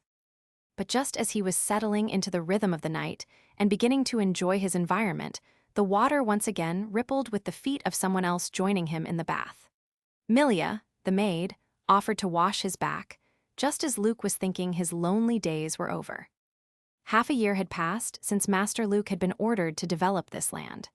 The two of them had overcome many tribulations in the harsh wastes, and together, Milia and he had developed a village overflowing with love.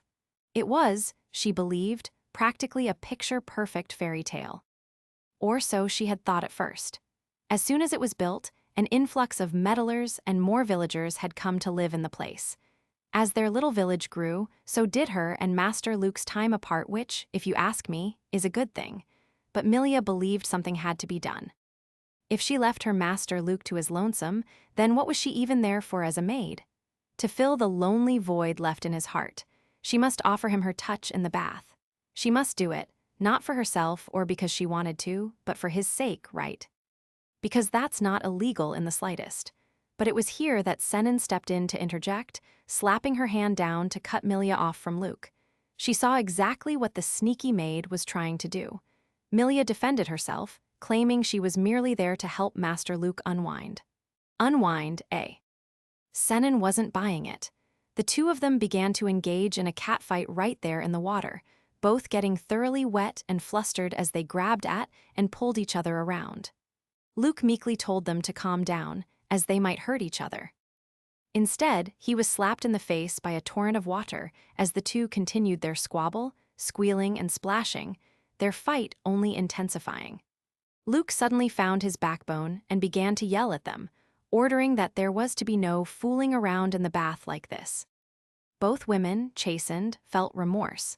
In the province of Nori, not so far away, Governor Dono was informed of trouble among his ranks.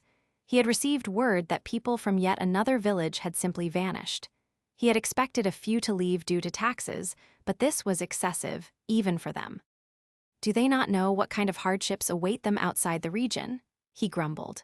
Well, about that, the men who investigated reported, we heard tell of a rather bizarre rumor circulating, talk of a new village within the northern reaches. It promises its people safety and comfort, not to mention plenty to eat, a real paradise, so they've heard. Governor Dono simply put his head in his hands, declaring what an obvious trap this was. That area wasn't remotely livable. That said, he could see how such a dubious promise could be enticing to some people, given the pressure they were under from taxation. He ordered his men to investigate this area, and if need be, the governor himself would go. It was a point of concern because it was the area that Lord Albert's son had been ordered to develop. Luke received an early warning from Satine. A suspicious group was observing them. More migrants? No, possibly scouts. They were awfully calm. Luke, having dinner with the rest of the villagers, brought it up with them. Senin advised waiting, reasoning that if this were indeed an attack, the walls would be the first thing to dissuade them. There was also the fact, as Luke pointed out, that everyone in this village had grown significantly stronger than before. They wouldn't surrender their land without a fight. Senin punched her hand and agreed, declaring they would take on whoever this new enemy might be. A few days later, the governor arrived with his troop of soldiers, all of them shocked at the sheer size of the settlement out here in the wasteland. How in the blue blazes was it made in such a short amount of time? They wondered. They were then challenged by a reformed thief, who peered out from the wall, asking their business with the village. Governor Dono stated his position and apologized for the sudden visit, but expressed his immediate desire to speak with young Lord Luke. He was told to wait there, and the thief vanished inside the wall for only a few minutes before the gate began to raise, admitting them entry. They were instructed to enter. Dono was initially worried this was an obvious trap laid out for him. The guard by his side assured him that the elite force was there for his protection, and many of them entered. Dono immediately noticed the crops behind their walls, and the produce here was gargantuan compared to other regions. He had never seen wheat grow at this time of year, and all the villagers appeared incredibly healthy. So, the rumors were true. this place truly was a paradise for the lost. He was then welcomed directly by young Lord Luke, the head of the village. Dono was certain this was the little boy he had once met in Lord Albert's castle all those years ago. Luke was standing in front of the carcass of a great boar, much to the surprise of Dono's elite unit. His guard squad was in utter shock at the sight before them. A small boy standing in front of a skeleton that massive. They all chattered amongst themselves behind their governor while Dono observed, evaluating the situation to the best of his ability. Someone popped up from behind the great boar carcass to say that this thing they had caught was really tasty, revealing they hadn't simply dug up bones from some ditch. The guards behind Dono whispered and talked amongst themselves while the crowd behind the boar carcass smirked, enjoying the attention. Luke and Dono eyed each other. We learned that there were more than 20 governors in the Albert domain. Land taken through war was usually placed under the governance of those most loyal to the Alberts. However, should an existing governor bend the knee, they would sometimes retain their position, as was the case with the man before him. Dono apologized for the intrusive and somewhat unplanned visit and bowed his head to signify he posed no threat. Luke wondered if this man knew he had practically been disowned by his father. It was possible Dono wasn't even aware Luke had been banished here in the first place. The governor's region was close by, so Luke suspected they would interact frequently in the foreseeable future. He warmly invited them in, saying they were preparing a welcome feast in the men's honor. They could enjoy their time in the village for now. In reality, he just wanted to ensure they were all on friendly terms. Dono couldn't help but ask about the giant buildings. Luke casually explained the concept of an apartment building to him as they walked. Next, Dono brought up the cleanliness of the place in passing. Luke said they did their best to keep things clean and hygienic, but Dono knew no amount of doing your best could keep a place this spotless. Next was the public bath. While everyone had a bath in their own house, it seemed many people preferred to bathe in the more open and spacious communal one. Dono then posed the biggest question of all: how had he cultivated such a vast wasteland into this village in such a short time? The simple answer was his gift of village building. Luke had never heard of the gift, so he was initially at a loss for what to do with it. But eventually, he figured out he could freely create things on any parcel of land recognized as his own. This was indeed quite a gift, and it explained in detail why he was sent here. But he confided he had only figured out how to use the damn thing after he arrived. They had practically sent him out here to starve and die, meaning his father wasn't aware of the gift's true power. Should he tell his father about this, it would cause a huge uproar. But for the moment, they could simply sit back and discuss it over a nice, luxurious dinner, with entertainment provided by the village's talented swordsmen. Blades clanged and clashed together as two swordsmen exchanged powerful blows, and everyone enjoyed the show as they truly went at it. Everyone with a gift decided to show off their abilities, which eventually forced Luke into talking about the church. Dono was beyond shocked that people here possessed swordsmanship gifts, and magic ones too. Luke eventually led the way away from the banquet to show them where they would be staying for the night, ensuring there would be enough space for his guard detail as well as himself. Dono was certain the structure hadn't been there earlier. The boy must have used his gift to create it especially for them. Once inside, he asked his head soldier what he thought of this little village Luke had created. Naturally, the guard found such a place quite odd, though perhaps that was an understatement. Maybe, he mused, they had underestimated this place. The guard had to apologize to his lord, for even though they had promised to protect him, they weren't sure they could even hold a candle to the forces of this village. Even the elite forces he had brought would be utterly wiped out by the people here who had gifts. Perhaps Luke had all the refugees here receive a blessing from somewhere. Dono wasn't quite sure about it, because Luke had guided him away from it, but they could have sworn they saw a church-like building in the distance. All priests with the oracle gift were controlled by the church. Could there be a singular exception to this rule here? The church itself claimed that less than 1% of the population was capable of manifesting a gift upon receiving a blessing. In any case, if the church were to discover this place, there was no telling what actions they might take to conceal the fact that they were likely lying to the public about it. How will he explain this to Lord Albert, though? Dono pondered. Easy solution there, mate. He just won't. The Lord was letting Master Raoul oversee the politics of the domain. This report would reach Raoul's ears first, and that would cause severe trouble. If the Lord were to find out about this, it could drastically improve his view of Master Luke. This intelligence could threaten Raoul's position as the next in line to head the domain. To protect it, he might destroy the village, or worse, before the intelligence reached Lord Albert's ears. If the governor kept this a secret, he would surely lose his life when it inevitably came out. What they didn't know was that Satine was listening in on their conversation from over 50 meters away with his telepathy gift. He relayed the full conversation to the important people of the village in the room, and Senin was glad they wouldn't have to make graves for these men here. Governor Dono bid Luke good morning as he emerged from his residence, and they chatted for a bit about how well he had slept before moving on to a main topic, before he forgot again.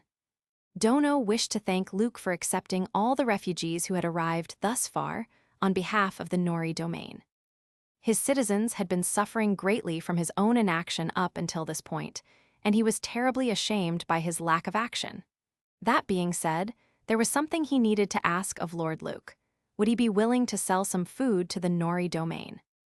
They had been enduring a great famine recently, and every little bit they could get would help. They were a bit short on money, though he was sure that supplies would make up for the lacking cash deposit. Of course, Luke replied. In fact, I would welcome that. Our village is still quite new, and there are many things we lack. The two shook hands and struck a deal. Dono would have the Trustworthy Merchants Guild send some of their best men, as the guild had many branches across the country, making the process much smoother than dealing with public office, less work for everyone involved. Luke then wondered if he should create a road for them when the merchants came. In doing so, he scared the living daylights out of the soldiers who had been walking on the barren soil just moments before. Some days later, the hunters returned. Luke was about to go and welcome them into the city once more when he first noticed that Senin and the rest were not with them. This group informed him they had simply come back to deliver an update. No need to worry, they assured him. Nobody was hurt. It was just that they had happened upon a party of injured elves. The others were currently making their way to the elven village as an escort before heading home. Farmer Boy was very excited at the prospect of the beautiful elven women he had heard were stunning, and thought perhaps they would repay them for doing the favor. Yeah, don't get ahead of yourself, kid. He was smacked and told that elves had been abused for their beauty before, which was why they tended to avoid humans. They were surprised to find them in the forest. Luke asked for more information on what had happened. He was told they were hunting as usual when they heard screams coming from the forest. They cautiously made their way to the noise and found elves fighting for their lives against a pair of mad grizzlies. They had joined the elves in taking the giant bears down, and Senin had decided to escort the elves back to their village. Chances were they would stay the night at the elven place. The next day, elves arrived at their doorstep, thanking him for his soldiers' help. She, who was sent by their chief, introduced her full name, but frankly, there's no way I'm pronouncing that, so I'll take the hint and call her Philia. Senin told the men to stop staring and apologized to Philia for the hounds looking at them like prey. It seemed they had already broken the ice rather well. Philia couldn't help but be amazed that anything grew out here in this wasteland, and remarked that humans were indeed incredible beings. Luke was about to show them around when Farmer Boy stepped forward to say they should be shown the bath first. Things first, really, my bro? I muse. The other men called him out on being horny, but he shut them down when they realized the elves actually did stink quite a bit. They probably hadn't had a decent bath in quite a while. They were led to the changing rooms before immediately beginning to strip and enter, which we must censor due to protocols. Philia, in her eagerness, jumped the gun and entered the wrong bathroom, which resulted in her being shooed out by a very irate Donga. They were instead led to the private bath they could all enjoy together. Philia and the others enjoyed it to the point where they ended up soaking there for hours. On top of receiving help, they were able to score a nice bath. Philia could not express enough gratitude and thanked Luke and Senin again. Mad grizzlies were as vicious as multiple orcs and usually traveled solo, but as there was just one, they underestimated it until the second came along. If it weren't for Senin, there would have been more casualties than necessary. They presented him with a gift of 10 magical potions as thanks for the aid, and all 3 of the main members were flabbergasted at seeing such rare items. Normally, one wouldn't get the chance to see one in a lifetime, let alone 10. For generations, the Elven clan had passed down the recipe for potions like this, and they were more than willing to give a few up in thanks. But even with potions, they acknowledged, they could not save a life that had already been lost, but they had helped them avoid losing a single soul from their team. Next on the menu, the elves hadn't anticipated being treated to a gourmet meal as well. They truly did take care of everything for them. Senin remarked it was the same when they visited the elven village. They also received a whole feast as thanks. Philia was glad everyone had lowered their guard for the time being and then said she would like to use the bathroom. Luke gave her instructions on how to get there, and when she arrived, she saw the porcelain white bowl awaiting her, having zero idea how to use such a thing. I won't detail much about this, but suffice it to say, she was surprised and screamed out when accidentally pressing one of the buttons on the toilet. She asked how he was making these, as she'd like to take one home with her. Good luck with that, I muse. Luke explained he used his gift of village creation to make all the facilities within the village. But this also meant that should one of the toilets leave the village for any reason, it would likely stop working due to a lack of electricity and water. With that, the elven troops were going to set off after another day. But while Luke was waving, he noticed that Philia was missing from her group. He asked where she was, and they said the warrior chief was going to use the toilet before leaving. Oh no, wait a second, he thought. It seemed she had been spending a lot of time there recently. Did she eat something bad? Was her stomach okay for the trip? He'd best go inside and check on her to make sure she was in tip-top shape. And she was fussing about with the buttons, because of course she was. After Philia had her fun in the bathroom, the elven troop departed for their village, leaving behind a very tattered-looking chief warrior. Directly after this, the governor's tradesmen arrived and began to unload their cargo. They had come to trade the food Luke had in stock for various items, including but not limited to clothing, household goods, crop seeds, herbs, seasoning, and most importantly, livestock. Everyone was surprised they had brought such valuable livestock, importantly, female livestock. But that, they realized, was just how amazing Luke's vegetables were. It must be the farmer boy with the master farmer gift. For now, he needed to build a livestock shed to house the new animals, and that he did. It fostered growth, promoted health, and improved fertility, all by virtue of whatever magic hummed beneath the village to make everything work. They all seemed very happy with this new shed Luke had made for them, and he entrusted the animals to the care of their trusty Nell, whose gift was related to breeding animals at only 13 years old. A hard worker, this one. But what the two boys were more interested in was the fact that they might now be able to consume milk and eggs. The farmer boy declared he would bring a lot of good food for them, so they should work hard to give them good produce. Blasting through the leaves at breakneck speeds, an elf was just barely avoiding being clawed down by a giant orc following it. Meanwhile, in Luke's village, chatter and prosperity abounded from the recent trade visit. Things like fresh eggs and milk were now commonplace, as were more luxurious items like fabrics. Now that they possessed such materials, the women wouldn't have to use bed sheets and curtains to fashion clothing for the village populace anymore. A welcome amount of merriment was taking place all around, at least until Luke received a message that an elf was approaching their village. She seemed to be in quite a hurry to reach them. The gate opened readily for her, and she asked for aid as quickly as possible, telling them everyone in her village was in danger and to come immediately. Senin told her to calm down, and Luke asked what had happened. So, the elf briefly explained that orcs had come to attack the village. Senin was alarmed by this information. Orcs weren't just any foe. They were tough cookies and would require considerable effort to take down. It seemed they had become very aggressive in their search for food this time around. While the elves had indeed tried fighting back, they were generally outnumbered and overwhelmed by the immense strength. The head of the combat squad, Philia, had told them to abandon the village for the time being, promising to buy them as much time as possible. So the little elf ran and made it all the way here. Luke looked back at his soldiers, and Senan nodded with Barlet. They would head out to the rescue immediately. Satine was instructed to tell the elven villagers to run this way and inform them all of the situation as soon as possible. And when the elven girl heard this, she broke down crying. After Luke's gift level increased, his land size must have increased as well. If he could use facility creation and customization, there should be much he could do to help. The only thing he could do right now, though, was to hope that Philia and the others were within his territory. He made them villagers, and indeed, they were within his land limits. An orc was heavily bonked by a stone wall that sprouted out of the ground, saving Philia from certain death.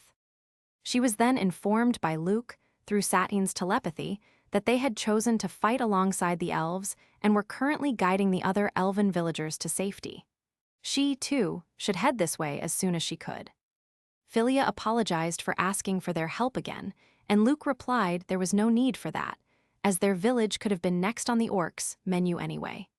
Senan ordered all troops to get ready and assume fighting stances.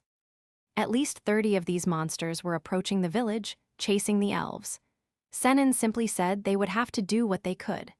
Philia was asked to guide the orcs towards them, and she did just that, as walls sprouted from the ground to trap the orcs.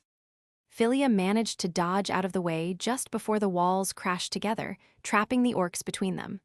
Then, the soldiers headed out to begin their work. But they had another problem looming not far behind, in the darkness of the bushes, one with tusks. With the orcs defeated and lying dead across the battlefield, Luke and his men assumed the battle was over. Right, it seemed to be so. He checked with Philia to ensure the safety and well-being of all the elves, and no major casualties were reported among them. Milia called for the injured to gather in one place for treatment. Philia was asked if this aggression from the orcs was normal for the season. Did it happen every year? No, not usually. In general, they weren't hunted by orcs, as they didn't suit the giant pigs' tastes. But due to increases in their population, the orcs had become far less selective in what they chose to consume. But it wasn't just the forest that might be in danger. This village might be a target now as well. So many orcs had gathered here, and now they had caused a ruckus, adding to the pigs' numbers. But with the gracious support of this village, even if they were attacked by the Orc King, she felt they would be all right. You know, I muse, you'd think they would learn to watch their words by now. For so you have wished it, so shall it be. A giant roar echoed out of the forest behind them, and a huge orc with 4 tusks emerged, walking towards them, hungry. This wasn't just any orc, of course. It was their king, the biggest, meanest foe they had yet faced. Philia immediately retracted her words as Senan, and Luke quickly built a wall to see if he could do anything to halt the monster's progress. Yeah, no, I thought. It walked through the rock and stone like wet paper. Luke exhausted all his village points trying to stop the giant, and before he knew it, the beast was right on top of him. Was this game over? Not quite. For the shield bearers came running to defend their young chief, and the Orc King's clawed hand slammed first into the wall with a bang. 2 people with gifts were still struggling to stop this absolute beast, and they had no time to prepare for anything. At this rate, the village Luke had worked so hard to build would be destroyed in no time. Satine was asked for a favor while the men tried their best to hold the king back, spearing it with halberds and all sorts of weapons, which had absolutely no effect. The arrows from the elves also had 0 effect. Only by virtue of Senan's ice powers was anything done to even damage the big guy. Her ice magic was enough to leave frost growing on it, just like the fight with Doral, and it glared at her, seething from this incursion into its domain. While Senan was trying to keep it busy, the other men attempted to pierce the creature from the back. Needless to say, it didn't work. But at least the beast was starting to slow down a bit from all the frost crawling around its hide. Or not. It kicked the men away like mere fleas, trying to dislodge them from its backside. Barlet stopped the spearmen from getting hurt, and the king somewhat focused on him, while the rest of the men dashed in to try helping, only to get slammed hard onto the rocky land below. Senan remarked they were gradually being driven into a corner, and at this rate, they wouldn't make it. They would simply suffer more casualties than it was worth. At least, that's how it would turn out if Doral wasn't released from prison to help with the fight. Doral was asked why in the flying heck he had been let out of his cell. It seemed Luke had used Sateen's ability to call him here. He had said he'd lend a hand when times were tough. Senan looked at Luke in near disbelief, but he explained that because things were looking grim, he had decided to bet on Doral's words of promise. "You made the right choice," the bandit leader said, "but who would have thought I'd get to tackle the Orc King like this?"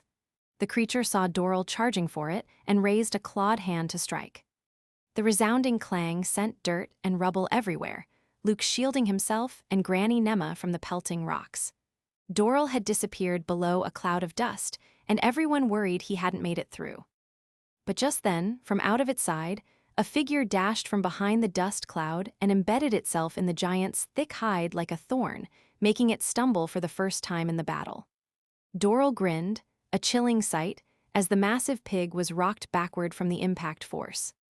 Senan yelled to all the soldiers that now was the time to rush in and engage, as the pig was distracted, and they might actually be able to inflict some damage. The men with shields rushed forth and also slammed their shields against the king, again causing it to stumble backward, while a swordsman attacked the back and a spearman the front. The king was undeterred and pressed on with its assault, clearly growing annoyed with the fleas attempting to bring its highness down to one knee. "You can't bring down a monster of this caliber that easily," I thought. Senan's ice blades crackled with frost as she made more attempts to slow it down, the creature beginning to tire from the constant abuse it was taking. Luke finally saw his chance as additional village points entered his account, and he ordered everyone to move away from the Orc King. They did, and walls suddenly sprouted from the ground to encase the king in a box of stone. He had captured the king and used additional points to upgrade the wall's strength, then built a watchtower on top of the box. "Oh, I see where this is going," I thought. Luke then removed the ceiling, and the tower fell to crush the giant porker with a specialty move. Facility crush. Granny Nema asked if he had said something, and of course, our shy little hero said no. Senan and Barlet jumped atop the walls to survey the situation inside the area and looked in to determine the damage done to the beast. Senan gave the OK signal and announced it had been defeated. Cheers erupted from both the elven populace and his own villagers, and Doral was rather annoyed that things had ended so quickly. Luke would, at the very least, acknowledge his contribution and reconsider what would happen to him going forward. But first, he had to speak with the leader of the elven village. I'm not even going to try and say that name. All the elves bowed before Luke, following in the steps of their own chief, to apologize for all the inconvenience they had caused him and his village. The chief of the elves apologetically stated they were left with no other option than to seek assistance from this place, and in doing so, they had put everyone here in the same danger they themselves could not properly handle. They would gladly accept any and all punishments thrown their way. "My dude," I muse, "he's not going to punish you for seeking help." As Luke said, it just happened to turn out that way, and besides, it could have easily been them who needed the help in the first place. Glancing over to his fellow villagers, Luke decided to simply sweep all this under the rug. He chimed in that, on a more important note, the elves must be famished and tired from all that hard work they put into trying to take down all those orcs. How about a little barbecue to settle this? The elven leader looked at him a bit blankly, until Philia told her father that Master Luke was a generous person. He couldn't help but remain silent for a few moments, while a smile crept over his face. "Indeed," he said softly, as his daughter was quite certain nobody here harbored any thoughts of accusing the elves of anything. He turned to his people and said he had faith that the people here were going to be good neighbors in the future, so they would sincerely accept their kindness and deepen the relationship between them. At the very least, the elves offered help with the cooking.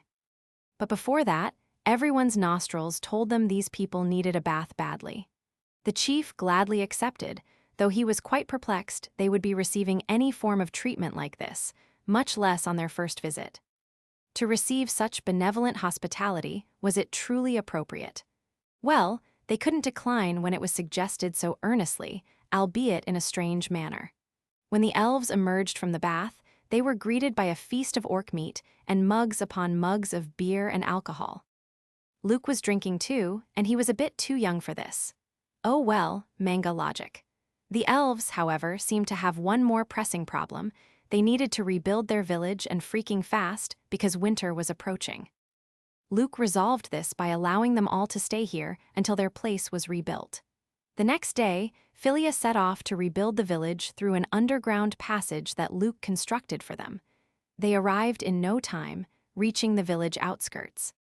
Due to his area of control being limited, the damage was severe, and with the state of their stone wall, there was no telling what kind of beast might enter.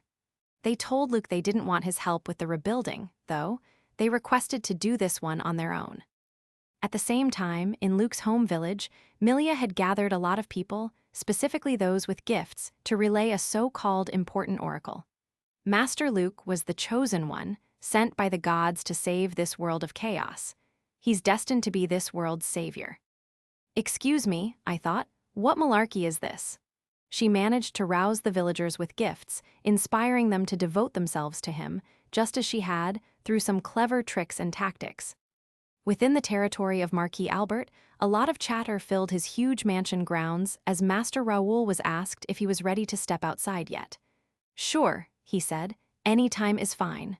Right then, this way please. Walking out of the tent to many spectators, Raoul bore a scary, yet determined, look in his eye. The sinners were then ordered to step out of their little cart and arm themselves with any weapon they desired from the roster. All they had to do was take down this little brat, and they would earn their freedom. Fine by them, as you can probably imagine. This lot of fools didn't last long against a child with holy swordsmanship. The crowd fell into stunned silence at the gore and blood present in the arena, and the last man standing clearly wished to avoid any further combat. From the heights of the arena, his father smiled down on him. The boy, covered head to toe in the blood of his enemies and surrounded by messy red stains on the floor, along with sword scratches. Raoul darted over to kill the final man, who was desperately trying to run for his life, showing no sense of mercy. He guessed that this was the last bloke. This was an overwhelming victory by Master Raoul. The rest of the people couldn't help but raise chatter in the background as his father stepped into the arena to congratulate him. He bid his son a well done, saying he had passed the test and would accompany him to the next battle. Raoul bowed, stating he was honored and would bring great results without fail. The crowd cheered as he finished wiping all the blood off of himself. A man approached to get his attention from the side. According to the governor of Nori, he had gone to the area of Luke's supposed village himself, but found no such place existed. Well, obviously, he thought, there's no way a village could ever be established in a place like that. In other words, the House of Bahata had not been able to find Lady Senin anywhere they had looked. Raoul then detailed that once his father had won the next war, his father would acquire even greater territory, and Raoul would take over the current Albert territory. This vast land, he thought, would all become his. The brat then laughed maniacally, which, in his village far, far away, made his brother sneeze. Luke noted that the snow was piled up quite a bit, and he had to use the defrosting feature to clear the roads for merchants. Winter in the wasteland, he observed, was certainly cold. Ever since more merchants came to the village, more and more people had been settling there. Though, with many more hellos, came some goodbyes. Philia was removed as a villager, and the next scene we observed was two older men enjoying some sweet time in the bath. They greeted each other and talked about how this place felt like heaven when an elf came to join them. At first, they thought it was a girl, but they were quickly proven wrong. After a bit of talking, we also learned that while the elves were rebuilding their village, this particular elf didn't want to go back. He would much prefer to live here in the lap of luxury. The elves had traditionally lived quietly in their forests without interacting with other species. Elves are a noble race that treasures nature, they told themselves. The chief reason, however, was that they had so many natural enemies they had no choice but to hide to survive. However, this place was even safer than the elven village, and now that he had come to know such a convenient way of living, this particular elf didn't want to go back in the slightest. Though, even if he voiced his insistence on staying, the chief would probably reject it. Thus, he needed to get the other villagers on his side and have them plead for him to stay. Luckily for him, elves were considered attractive by human standards, so he could easily rely on his charm to win them over. Walking outside without clothing on, let's just say Granny Nema didn't appreciate the case of public indecency. Off to the slammer with you, my fair-haired friend. The elven chief was quick to apologize again for the trouble caused here, while the elf in question simply pouted from behind bars. When asked how he could do something like this, the elf explained he just wanted to stay in this village. Luke was surprised, but the elf chief said exactly what you'd expect. It wasn't that much of a bother, though, since this village was made up of immigrants to begin with. Of course, it wasn't an easy decision, and they would need to talk it over carefully with everyone else. The chief explained things to his comrades in the underground tunnel, and due to the generosity of Master Luke, those who wished to remain within this village had the right to do so. To ascertain the numbers, those who would like to stay were instructed to stand behind Master Luke. Those who would like to return were to follow him. Not a single person moved. Did this mean everyone wanted to stay here? Yes, including his own daughter, Philia. He asked where their pride as elves had gone. He had expected one or two to want to stay behind, but with this many, the village might as well cease to exist. The food here was delicious, unlike in their own village, and they no longer had to fear monsters attacking them. It was also free of unpleasant odors. Not to mention, they could stay clean and bathe anytime. Oh yeah, and the chief is cute too. The elven chief was told that with him there, the village would be just fine, but with only him there, it may as well be nothing but a lonely existence. Deep down, he also wished to stay in the village. Well then, Luke would welcome him.